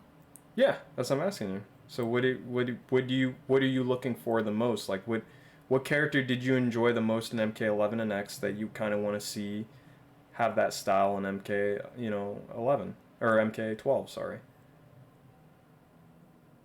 Well, I like loose strike bro, man. Pretty cringe, but it's pretty good. Plays the game perfectly. Ops, I think you know which character I enjoyed playing the most, right? Joker? Right. So what would I do? You'd play Joker again? I'm trying to No, remember. but what would I do with him? Like, what was the point? You would infinite them in the corner. Thanks for the follow. You want to infinite people in the corner. There's a lot of characters that can do that though, bro. You mean on block? Like, on block is what I'm saying. Yeah, like Spawn can do that in the corner, Frost can do that in the corner, Johnny can do that in the corner. I'm just saying. Yeah, but I just enjoy, never giving up my turn, so I can,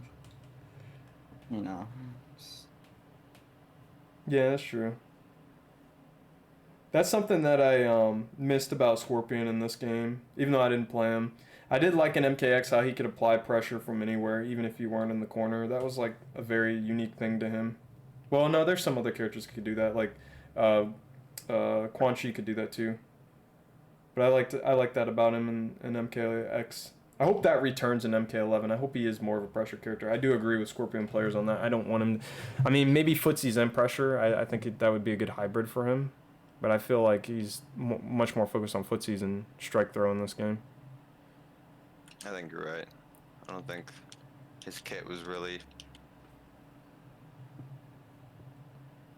Yeah. I mean, yeah, Yeah, it could have been better. I felt like he could have gotten better pressure tools, more offense. What about you, Retro? Like, what do you just in a game in general, not just MK12, but like, what do you look for? Like, what are you like kind of excited for the next generation of fighting games? Because it's not just MK12, it's also Street Fighter 6. You know. Retro. That's. I'm trying to think. Like I know Iori's your favorite character, so. What'd you say? I know Iori's your favorite character. Yeah, but that's just because he's an edgelord, so I'm attracted to that type. But like,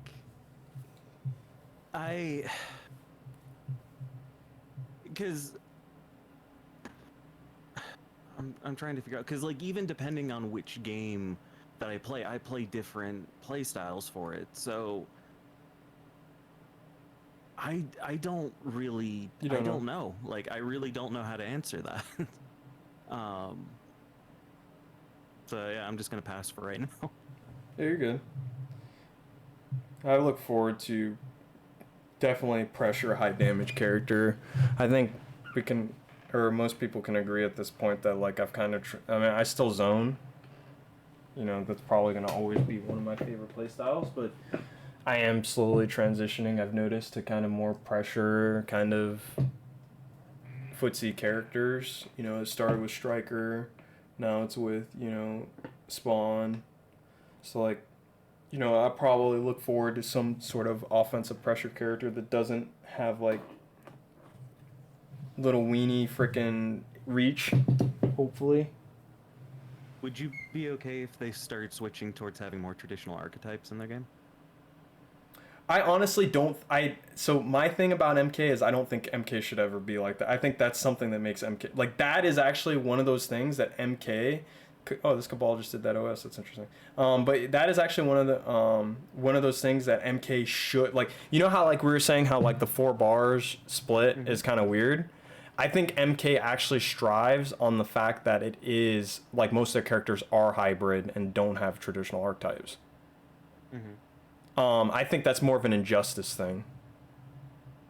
Characters in Injustice tend to have, well, it depends, but some of the characters tend to have a much more defined archetype.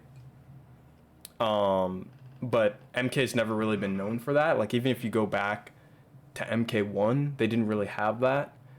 Now, there are some characters that they lean more towards their archetype. Like, some zoners that definitely lean more towards zoning. But for the most part, like, MK's always been kind of like hybrid. Like, the characters have like a lot of options. Like, Garrus is a perfect example. Garrus can zone, but he's definitely a grappler / pressure, kind of more of a grappler, honestly. Like high damage grappler kind of thing. So like that is actually something I hope does not change. But again, we'll see, what NRS kind of has planned. But what about you? Because you kind of asked that question to me. So like, what were you kind of thinking with that? Oh no, just off. Nah, not really. I think when you have a more traditional character, it makes it a little bit easier to learn them and a little bit easier to like kind of grasp the core mechanics of the game, just because basically the one trick that a lot of these characters have. But I agree with you. I like that MK doesn't really have like a pure zoner for the most part. Like, I think when I was talking to you, you were telling me like a lot of them are like mid-range zoners. Yeah, except for RoboCop. But even RoboCop has pressure because he's got a command grab. He's got a mid command grab. So it's like weird. Yeah, so just for me, I think that is one of the things that's kind of core to the identity of MK. Because I mean, like, what MK has changed over the years. Like, we still have the basic idea of what it is. Like, it's basically like the hyper-violent fighting game, but I think some of its core to like what makes up its characters and how they play has kind of stayed relatively similar to it. But would I be fine if we got 1, 2, or 3 characters that just met a standard archetype, like a brand new character? Sure, just to help out new people, but I don't want every character to be broken down into that way. Yeah, I see what you're saying. Yeah. That's actually something that I really hope they do. I liked the fact that Liu Kang was so easy to, like, at least, like, at the beginning, he's very, very easy to play in this game. Like, he doesn't even have combos, really. And I loved that. I know a lot of people are like, oh, Liu Kang, he's always been a character that has, like, combos and stuff like that. Like, why is he like... But I actually liked that. I liked the fact that, like, Liu Kang was very, very... Like, Liu Kang and Sub-Zero are kind of some of the more easier characters to pick up in the game. Just because, like, either their playstyle is very easy to understand, or like their combos are very easy to do. And I liked that. I thought like that was a good addition, but I don't see them going back to that. I think that they're gonna change it because a lot of people had issues with that, which is unfortunate. It's like it's almost like sometimes I feel like NRS does this thing and like it's gold, but like either was done the wrong way or like it was done in a way that like people kind of didn't understand what they were going for, that like we kind of just end up throwing it out, you know. Yeah. Yeah, because like I think Liu Kang was a perfect. I think he's a perfect example of that. I honestly think that that's what they wanted. They wanted players to like new players to pick up Liu Kang, or pick up, you know, Sub-Zero or Scorpion. Like those are much more simpler characters that later on, like once you've gotten to the intermediate stage, you can kind of learn their more complexity. But at first, like they're very very easy to play. So. You're right. So what about Street Fighter 6? How's everyone feeling about that? I know now that MK12 has been announced, that might change some opinions in the chat here. I'm still looking forward to playing it. I'm definitely not going to compete at EVO. Most likely, I'm not going to compete at EVO for that game because that game is going to come out and we're only going to have like 2 months to play it before EVO. That's insane. What is that about? Yeah, it was like two months or like 3 months, maybe. 3 months would be all right, I guess. But like, that's crazy. Like, I don't know if I'll have time to like learn that game that quickly. But what about you, SSG? Are you gonna try to play Street Fighter 6? I know you're an NRS head. I might. Probably not though, to be honest. What's stopping you? Nothing particularly that, like with Street Fighter, I've just never played it and don't really have any intent to. Okay. I appreciate that honesty, though. Yeah. Like, I There's like that you nothing just wrong didn't with it. straight out come out and say, like, oh, I just think it's shit. Like, that's what No. I hear a lot of people say. No, I have no place to say that because one, I've never played it, and two, I actually had fun on it on the beta. It's just kind of a different fighting game than I enjoy. And you know me, I'm pretty cringe and pretty niche, and I like certain things. I wouldn't be down to try it, you know. I super respect. Street Fighter 6 is gonna be goated. So I super respect you, SSG, for saying that like you are an NRS head. Like you kind of like said that. Like I like when people say that. Just because like now I kind of understand where they're coming from, if that makes any sense. Yeah. That's kind of like one big kind of issue I've had with the FGC for a while is like it seems like a lot of people like it's not they didn't try it, right? Or it's not like they tried it and then they decided that the game wasn't for them. It's like they don't even know what the hell's going on. Like I've had people like they'll like watch like tournaments from other games and like they've never played the game and they're like, well, it works like that in this game, and I'm like, yeah, but like you have to kind of play the game to know exactly how the meta plays. Like you can kind of watch it, but that's not really going to teach you that much. Like you have to play it, you know. That's why like when I troll Blaze about air dashes, like I'm actually kind of full of shit because to be honest, I haven't played Guilty Gear enough to make a decision that like air dashes are oppressive, you know what I mean? Like I can't really make that. I can't really say that. Like I'm trolling when I say it because like I can't really say, like I actually cannot say that. I don't have enough experience with a game to make that decision. But like when people play a game and they're like, yeah, you know, it's not for me. Like I love when people say that because now like I don't know, like it just gives me more respect because it means they tried it. It means it's not their game, and it means, you know, it means like they're kind of staying in their lane, if that makes any sense. Mhm. Like you kind of give it like I don't mean to say it that way because it sounds bad, but like they're staying in their lane respectfully because they've tried it and it's not their thing. You know what I mean? I like that. I like that when people say that because I think that's where we start to get a kind of understanding with the FGC and like the metas, like the different metas between like each fighting game. So, but what about you, Blaze? You said you're gonna play Street Fighter 6. Are you gonna compete in it or are you just gonna play it? I'll compete, probably. I see no reason not to. Are you going to EVO or no? Or you don't know yet? know. You don't know yet? I don't know yet. I hope you go. Me and Retro are going. So I hope you come, bro.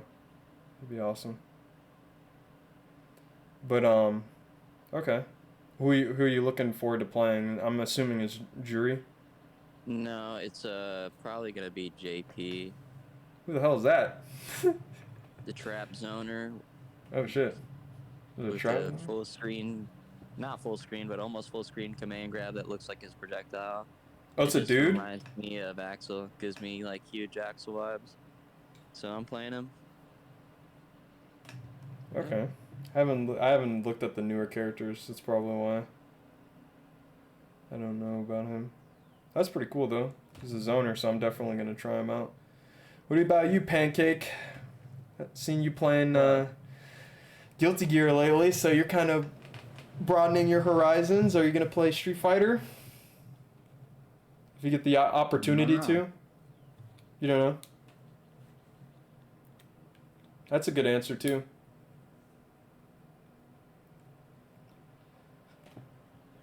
So,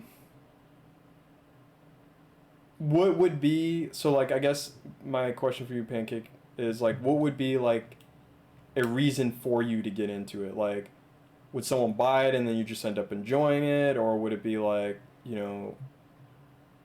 someone wants you to compete against someone in the in the game? Like, what would kind of get you, or like the mechanics, like what would kind of get you into the game? Because $1 million payout. Like, what are we yeah, talking about? yeah, like no, it could be anything. Yeah, it could be that too. Like, what would you say? Probably my friends, Okay, most notably Blaze. yeah, I get that. Yeah, yeah, because Blaze got him into Strive, so I totally get that. Blaze got, well, no, actually, He also, I wouldn't have played Multiverse if it wasn't because of him. okay. Oh yeah, that's another fighting I game. don't play it, and I feel bad. But hey, you're OD at it, so it's cool. Yeah, Cool. that is a good point though too. Like a lot of people do get into these games because their friends play them. Like one of the main reasons I've struggled to compete in DNF is because none of my friends play it. Like I feel like I would work way harder if like I had people to play it with, which isn't all my friends. Like I'm never gonna force them to play a game or say, hey, why aren't you playing even though I did do that for the first month. But anyway, like I would never do that like forcibly.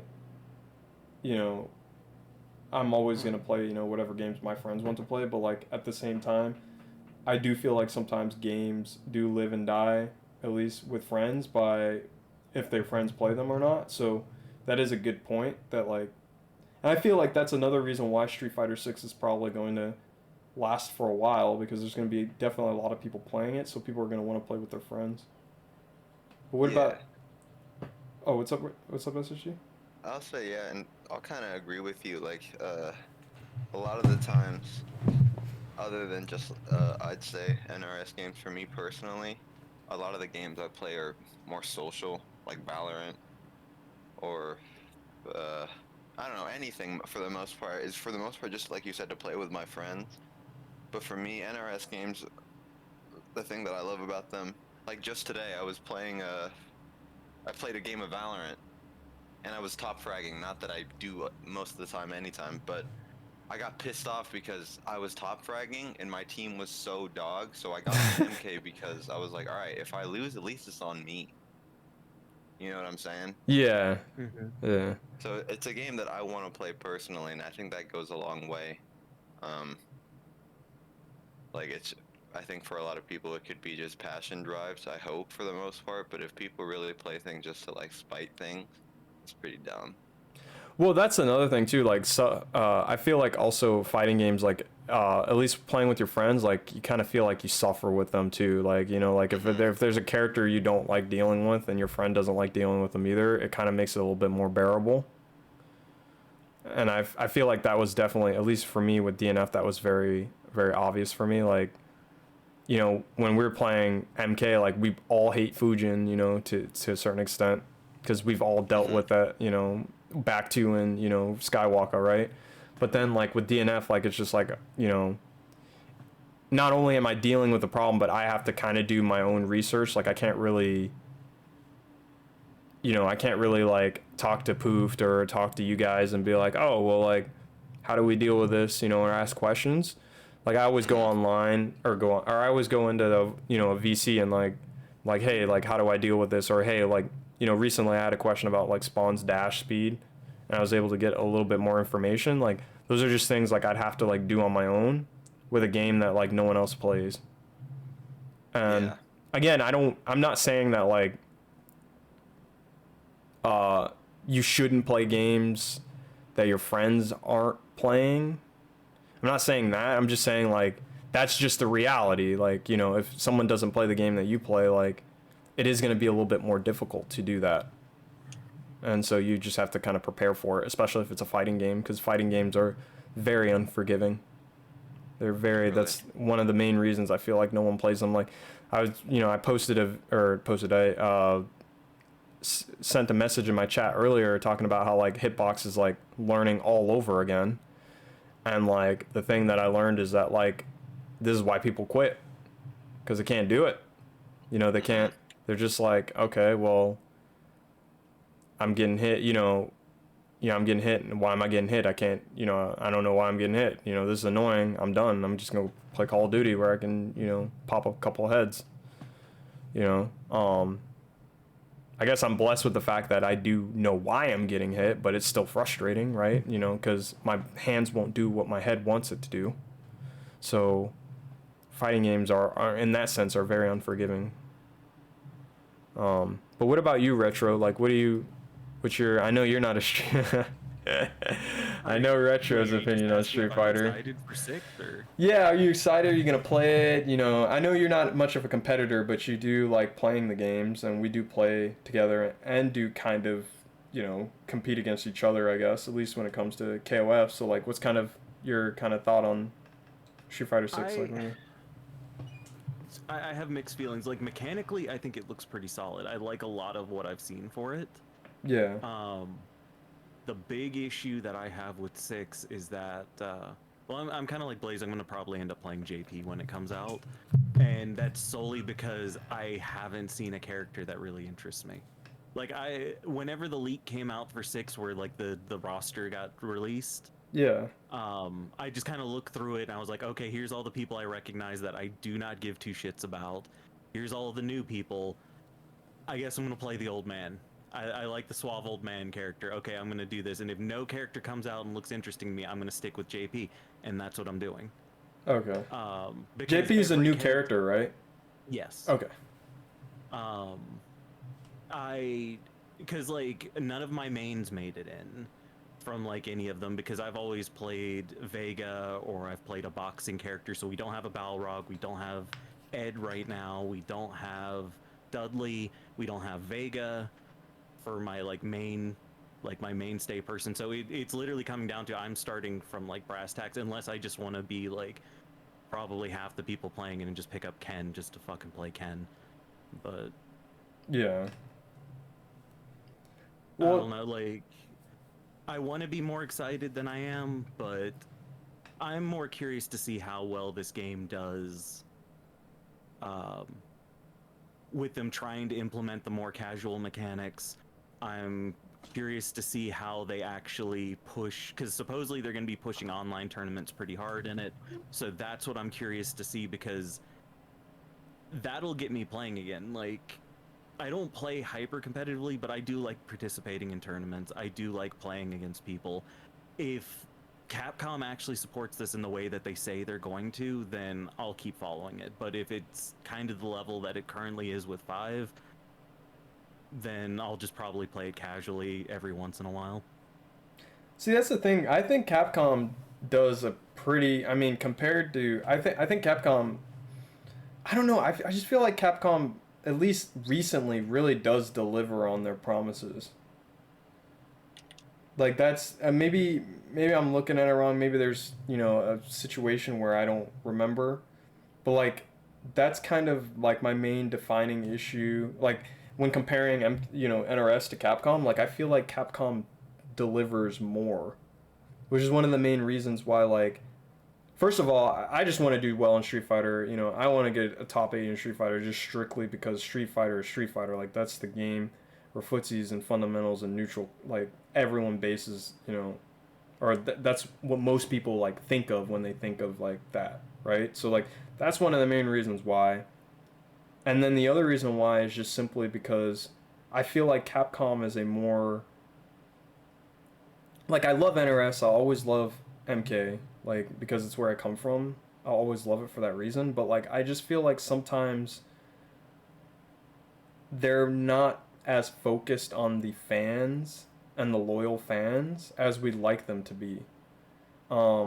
It just seems like a lot of the times, like, they just there's some shortcomings that happen, right? And I just feel like, at least with Capcom, for the most part, from what I've seen, just looking from the outside in and the little bit of participation I've done with Street Fighter V, I feel like that's not as, they don't do it as much as NRS does. It's almost like a rock and a hard place situation. What do you have to say about that, Retro? Because you probably have the most experience with, like, just kind of. I don't quite get what you mean by, like, when you're saying, like, I guess they listen to their fans or they do stuff for the fan. What exactly do you mean? So, for example, a lot of fans complained about the lack of defensive options in Street Fighter V. They implemented reshift. And it actually works. So the difference is, we complained about breakaway, and some armor breakers don't work, and then we still get punished by breakaway. So like, what the hell is the point? So that's just a small example, like, game mechanic wise, of like Capcom seems to deliver more often. And again, I could be wrong, because I'm looking from the outside and I don't have as much experience with Street Fighter V as I do MK11, right? Like, I can critique all the issues that MK11 have because I literally have 4,000 hours in the game. So I can literally, like, tell you everything that's wrong with the game because I know pretty much a good majority of what the game is about. But like Street Fighter V, I don't have as much time. So that's kind of the point, I guess, that I'm making. Retro is just like, I feel like they deliver more. Like, plus they did an overhaul patch. Their overhaul patch is way better than MK11's. I'm sorry, MK11, all they did was remove customs. Like, that's pretty much what they did. And they already had customs at the beginning of the game, so they didn't really do anything. Well, with the way Capcom does overhaul patches, they've just kind of shifted how they used to do multiple versions of each game coming out each year, and they just kind of shifted that idea and that process into just an update. Yeah. But if we're talking like Capcom listening to people or Capcom doing whatever for it, like, I'm waiting to see how Zangief is treated in 6, because if you were a Zangief main in 5, you're fucked. Because all they did was continuously nerf him into it, to the point that he became almost unplayable. Depending on who you talk to, he becomes unplayable. So I think to an extent, yeah, they listen, especially like if you are a like Jury or Cammy fan, they will listen to you all day, because you are also the person that's going to be dropping a lot of money for them. Yeah. But I don't know, like, I'm kind of, I'd say maybe their fighting division, like, especially since, what is his name, was it Ono? Once Ono left, I think they started maybe listening to fans a bit more, because I think Ono went in with a vision. He goes, this is what Street Fighter needs to be, and this is what we need, and this is how it should play. And then when he left, and I forget the name of the guy that's in charge of it now, he seems to come from stuff more at a player level and a competitor level, to where he goes like, okay, yeah, these things do need to be fixed. These were not how they were intended to be done. So I would say, like, newer fighting game side of Capcom, yeah, probably listens a bit more to other people, or to at least to their fan base to an extent. But really, as long as people are putting money into Capcom, they'll listen to us. Like, that. You see, that's the issue with NRS, though. What, the people are not giving them money? Or no, people do pump money into the NRS games, and then we don't get what we're looking for. So that's kind of, that was kind of my point, is like, you know, we put like $200 into this game, you know, some players did, and like a lot of people weren't really, I mean, again, it's a little bit nuanced, because some of these players, like I said, they can't even hit confirm. So it's like, why do I care what they think? Like, they can't do basic things. So it's like kind of hard for me to kind of like pay attention to what they're saying. But yeah, but anyway, sorry, continue. No, that's about it. Like, I'm a Capcom hater, so I'm just gonna say that. So I'm trying to give them credit for things, but just it hurts me to actually try and give them praise for anything. So I'm just gonna cut it off. Yeah, I mean, I guess it is hard to kind of talk about a game that you don't like. I feel like that's kind of how Blaze felt with MK11. I know he doesn't like this game at all. So like I feel like I'm kind of like making him like walk on thorns, you know, anytime I talk about this game, because his experience is way different than what my experience was. But I would say, like, I don't know, like, I just want both games to be good. I want them both competing against each other. I want, you know, the stages to be the same. I want Street Fighter to do well. I want MK12 to do well. Like I want it to do well. Like I don't want a situation repeating like when we saw what was going to be main stage at EVO this year, and the general consensus I saw a lot of people going is, why the fuck is MK11 on main stage when you have like this game, this thing, this game, this game? I get why it's on main stage, but I don't feel like that. I think they need to get a bigger push so that people stop thinking that way, as almost thinking of MK or NetherRealms as like the secondary game in the fighting game community. Does that make sense? Yeah, and that's been an issue forever. A lot of people say it's because of the gameplay. I don't really think so. MK came out the same, like it. People forget this. MK came out a year after Street Fighter 2. So it came out around the same time, and it had it had quite a bit of fans. And then it just went through this dark age with the 3D games and MK vs DC, and then it got revived in MK9. People loved MK9. People who didn't really like MK or weren't big MK fans of the NRS games now really loved MK9. So like it's one of those things, like I feel like a lot of people say it's because people don't like how MK games play. I don't really think that that's really the issue. I think there's a stigma behind MK games too. I really think there is, because I personally believe MK11 was probably the closest to some of the other games compared to like compared to like MKX, because MKX has a lot of goofy shit too. They really tried to tone down all that stuff in MK11, and we still didn't see other players really play MK11. So my thought is that their gameplay is improving, and once their gameplay improves, maybe MK11 will become less.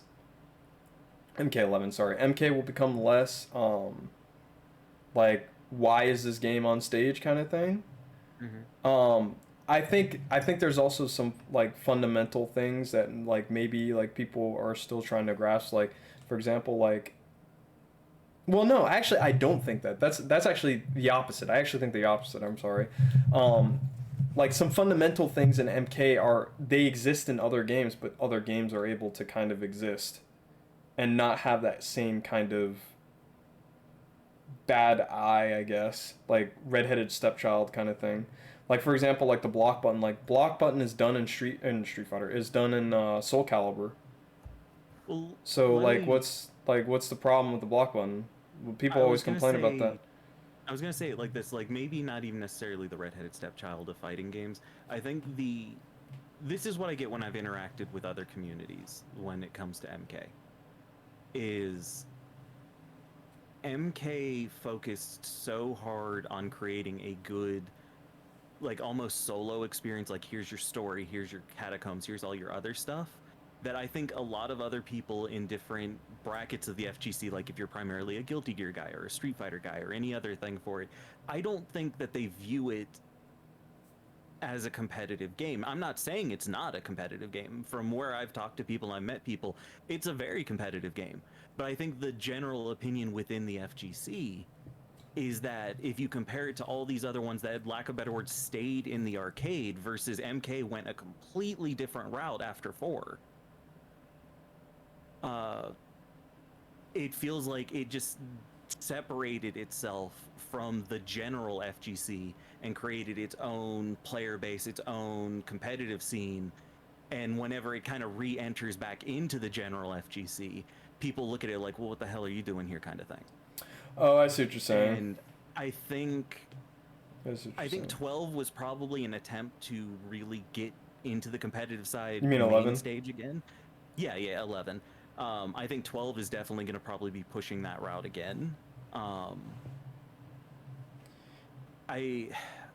Because here's like the big issue that a lot of other fighting games have is when people look at them, they say like, oh, there's no single player content. If you're not doing anything for, like, you can't justify the price of your game when you're basically still playing an arcade game. MK a long time moved away from being just an arcade game, and I think that kind of hurt its general image as being competitive while building a really core casual audience that basically negatively affected how people see it. Yeah, that's actually one of the main reasons that I like MK11, because yeah, it's one of the reasons I like it is because MK11 is clearly trying to be a more grounded fighting game, which is why I think if NRS keeps going this direction, I think that they can get there. Like, they can get to like a point to where like people don't really see it as, what is this game doing here, kind of thing. Mm-hmm. I think because I there's a lot, like, if you just look at like, okay, so here's a perfect example, right? So Sub-Zero, right? So let's take away the 50-50 overhead and low, right? So Sub-Zero has a forward throw that loops you, and then he has a back throw that has a crushing blow. So the idea behind that is if you tech wrong, you'll get back thrown infinitely. And if you tech wrong and you get, or no, you'll get forward thrown infinitely. And if you tech wrong and you get back thrown, he gets the KB. So clearly, like, Sub-Zero has a design that makes sense, right? So like those are like things that like, but the problem is the reason why that doesn't work, well, Sub has an overhead, so let's exclude the overhead for a second. Let's say the character didn't have an overhead. The reason why that wouldn't work is because you can duck OS. So like you can pump the block button to where the throw will whiff, and then the slow mid will come out, and you'll block the slow mid. So like the mechanics of the game, like the design the developer was trying to put you in a strike throw situation where you had to have meter to do something about it, or you had to make a guess, is gone because all you have to do is duck OS, and then that whole mindset is gone. That whole like game plan of like how he was designed is gone. But the reason why I like that is because I can clearly look at a character and be like, oh, okay, like the reason why they have crushing blows is because NRS wanted you to take the throw. They wanted you, like, against a character like Noob, you should never be getting KB'd, because in theory, you should be taking the throw if you have the life lead, because he's going to throw you full screen, and you're not going to get KB'd, you're not going to get thrown KB'd, because you're never going to tech the throw. You're just going to get thrown, and you go back to playing neutral. Like, that's kind of the idea behind it. So, like, I could see the design in MK11, and that's why I liked MK11, just because, like, I could see where NRS is going. Like, they're trying to make a more grounded, fighting game. But then you have characters like Cabal doing, like, jumps forever. So it's like, it's one of those things, like, I feel like if NRS can continue to capture, it doesn't have to play like MK11, it doesn't have to play 100% like it. Like, that's not what I'm saying. But what I'm saying is, like, if they can capture kind of like that idea where, players can clearly see like kind of the design that they're trying to go for, I feel like they might be able to get more players from games like Street Fighter over to MK. Because when you go and you play Street Fighter, you know what that game's about. Like, it's very, very easy to kind of understand what Street Fighter is supposed to be about, at least fundamentally. And I think that's another problem that MK has always had, is like, because it's always catered to casuals, like, it's never really been able to like have that kind of clear picture, I guess. So anyway, all right, so I've got. Oh, so Southern did ask a question. What characters do you want to return in MK12's roster? I mean, I don't really. I'm not a huge fan of speculating characters just because, like, that's why I mentioned playstyles earlier, Southern. I'm not really big into, like, if a character's cool, then yeah, like, I'll be like, okay, like, Striker's a cool-ass character, like, you know, I want to play her, she's cool. But, like, the funny thing, no, sorry to cut you off, is oh, you're that good. just because, let's say, like for example, Scorpion's in the game, doesn't mean he's gonna play anything like MKX did, as you could see in 11.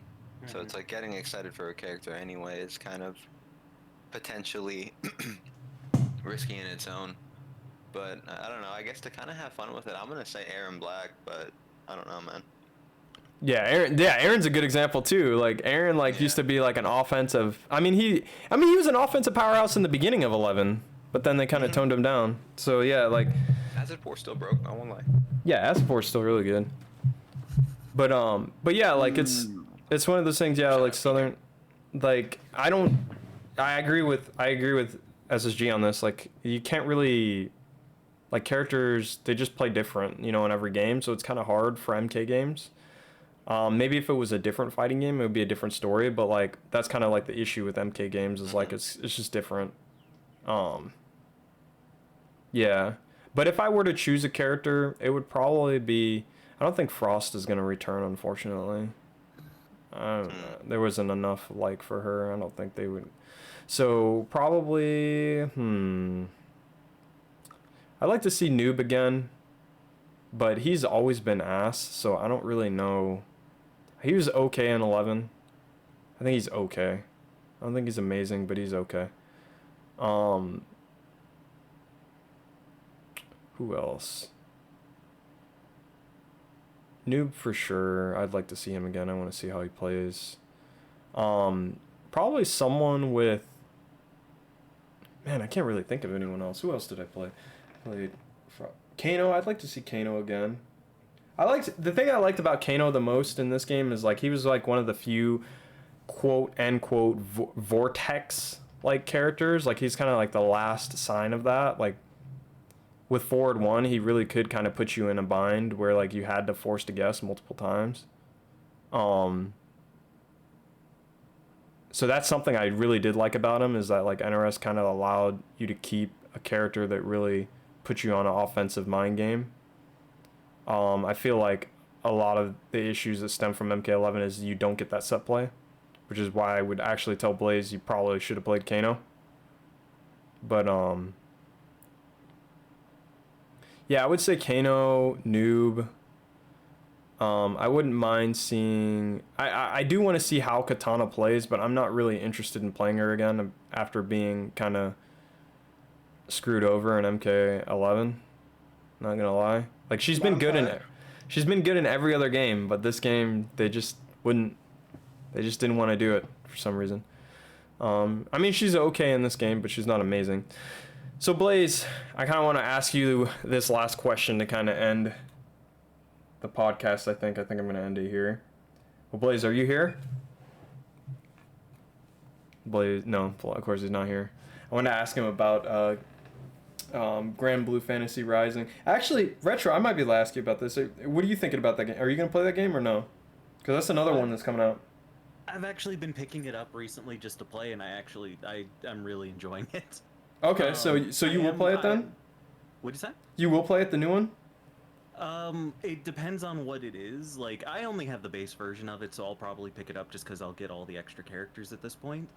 I'm hoping it is just like an MK11 to MK11 Ultimate kind of thing and not like a pure standalone upgrade. Does that make sense? Yeah. Like, the part that surprises me with BlazBlue is I've played with people on the other side of the country of me, and the internet in it is actually pretty solid. Like, that's what's always kept me. Wait, Blaze, you mean Grand Blue? Yeah. Oh, okay. There's a little bit of stutter, but it's not as bad as what I was expecting it to be. So with it getting rollback, with it getting the graphical update, I think it's actually a really solid footsie game that isn't. It doesn't feel like an anime fighter to me. That's the best way I can word it. Like, it doesn't feel like Guilty Gear. It doesn't feel like Blaze Blue. It doesn't feel like. Yeah, that's why I want to play it.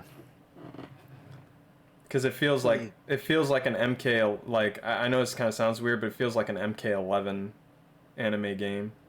Mm-hmm. Well, it doesn't feel like it. It looks like. I haven't played it, so I don't want to say it feels like, but it looks like an MK, because like it still has like some stuff, but like it's definitely, it looks more grounded, like way more grounded. Yeah, like there are characters that have air stuff. Like you have someone with an install that can basically make them just fly around, but they can't block while they're in the air. Yeah, this is a huge, yeah. So, like I said, I've been having fun with it. I'm going to keep up with it afterwards. I was honestly a little surprised because I don't think it made main stage, did it? I don't think it did last year. Okay. Not this year. I'm a little surprised that it didn't make it this year.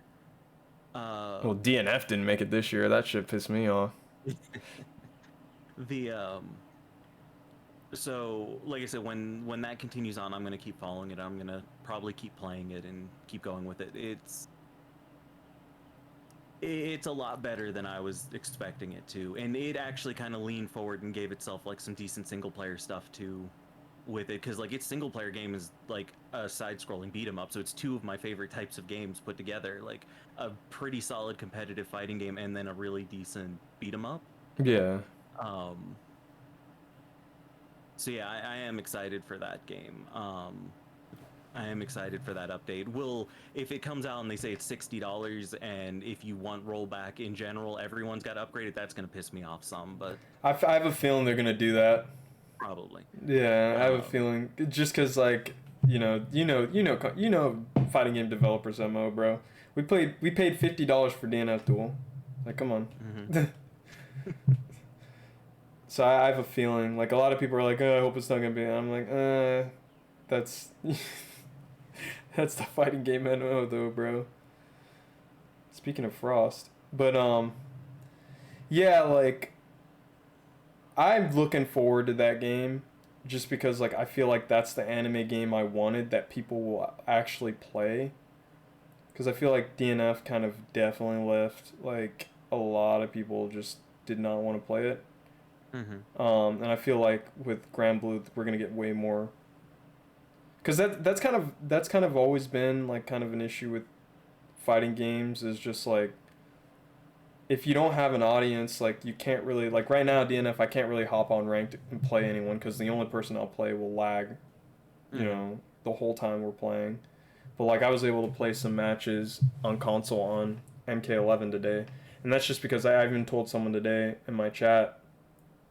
I told him, I was like, you know, he's like, people still play KL, and I'm like, bro, people are gonna play KL forever. Like, it's MK. People are gonna play MK. Like, they're just going to. They're gonna play the recent MK game. I can't say that for other anime games, so I'm hoping like Grand Blue will kind of, because it's that grounded, you know, kind of anime game. I'm gonna be able to play it, you know, a lot more with people and enjoy it. And then on top of that, like, you know, just kind of end the podcast on this. So when I tell people that I don't like, because I want to clarify this a little bit, like, because when I say like Grand Blue is like a grounded fighting game, blah blah blah, people will always say like, okay, well, there's air dashes, all this stuff, you know, or there's like flight abilities.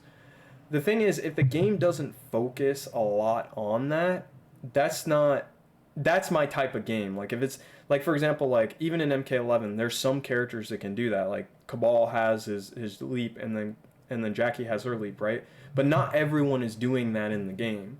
So for the most part, 90% of the game is played on the ground. So that's what I mean when I tell people that like I like a more footsie grounded game. It doesn't mean that a character, like, no character should have a flight ability. I feel like sometimes that's kind of the mindset that people get when I tell them that.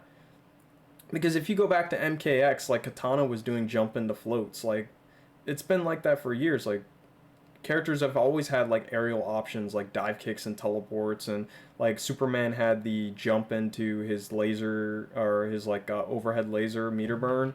Like characters have always had aerial options. I'm not saying that characters shouldn't have them or they shouldn't have like some sort of ability. It's just if everyone is air dashing around the screen and that's like a majority of how you play neutral, that's what I mean by like I'm not a huge fan of that type of game. And there's nothing wrong with that game. I think that game's good. I think, I think games that have air dashes and anime dashes like BlazBlue, like it's cool. Like I think those games are cool. I think, Marvel vs. Capcom, good game. Like I'm not saying it's a bad game. I'm just saying it's not my type of game. Kind of like what SSG was saying earlier where he says, he's tried Street Fighter, but it's just not his game, and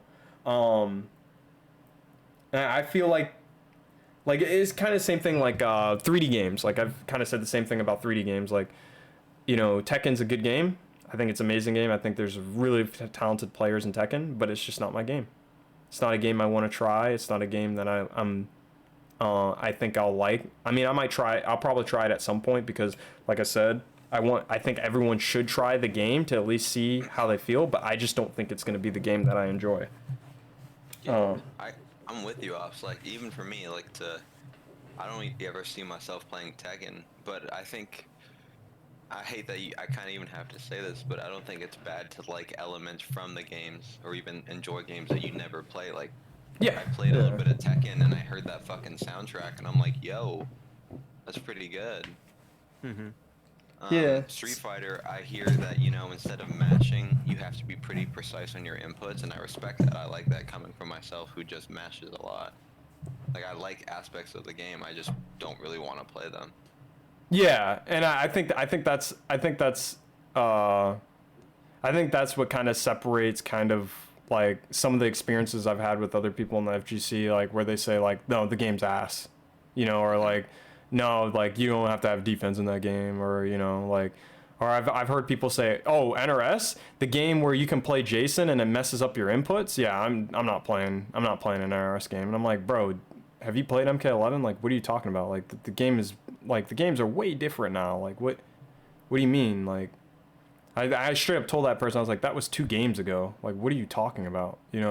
So like I feel like that's kind of like my point is like it's just like having it's almost like a little bit of background about me.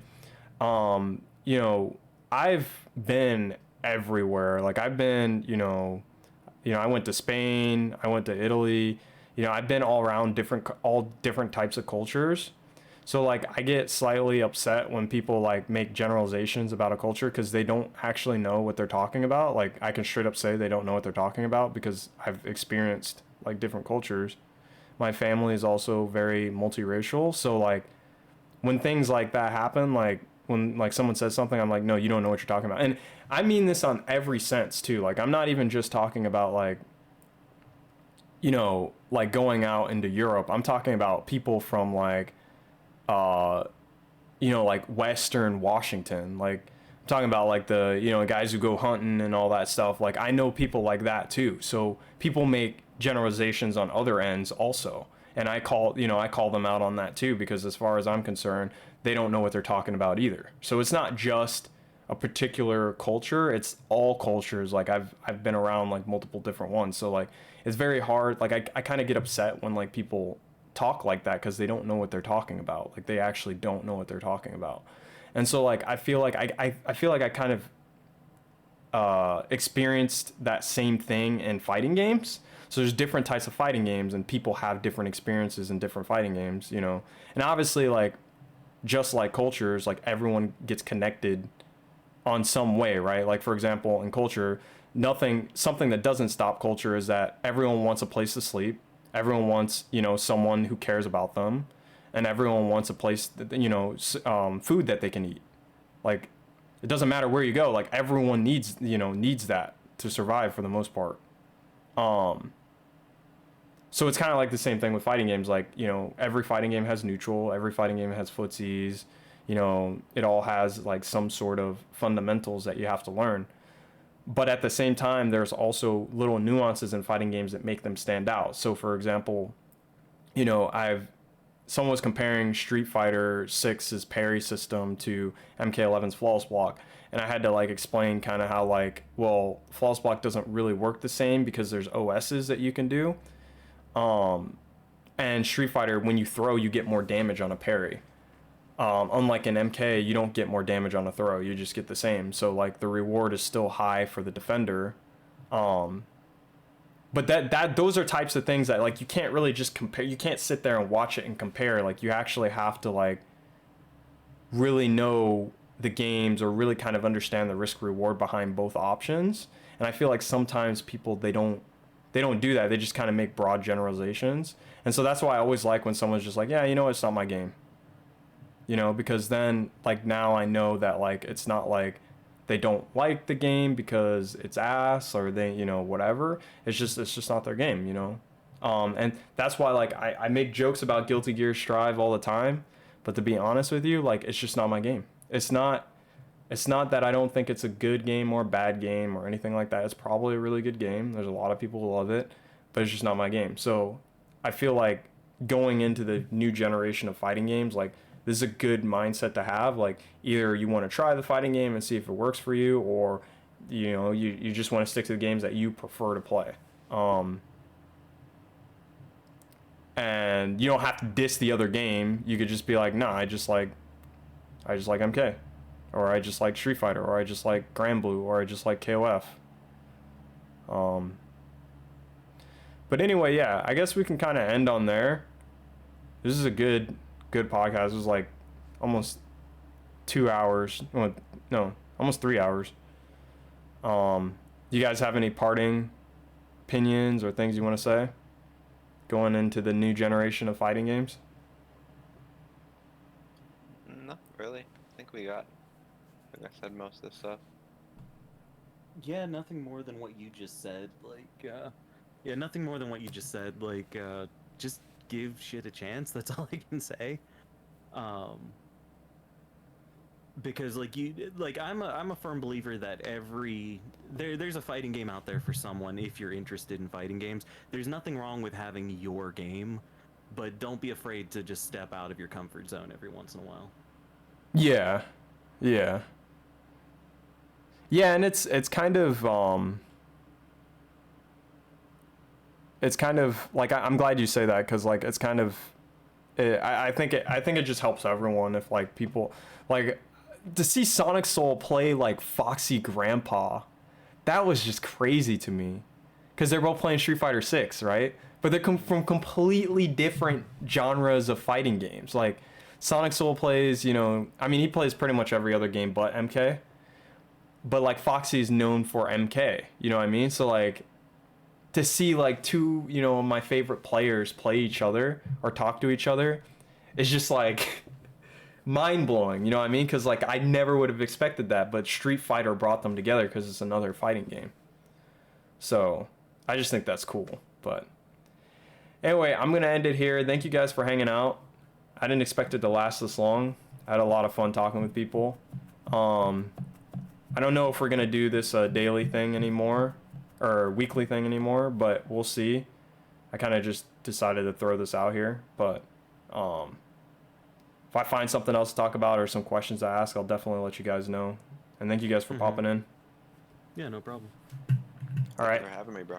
See ya guys later. Have fun playing fighting games. Have a good fight.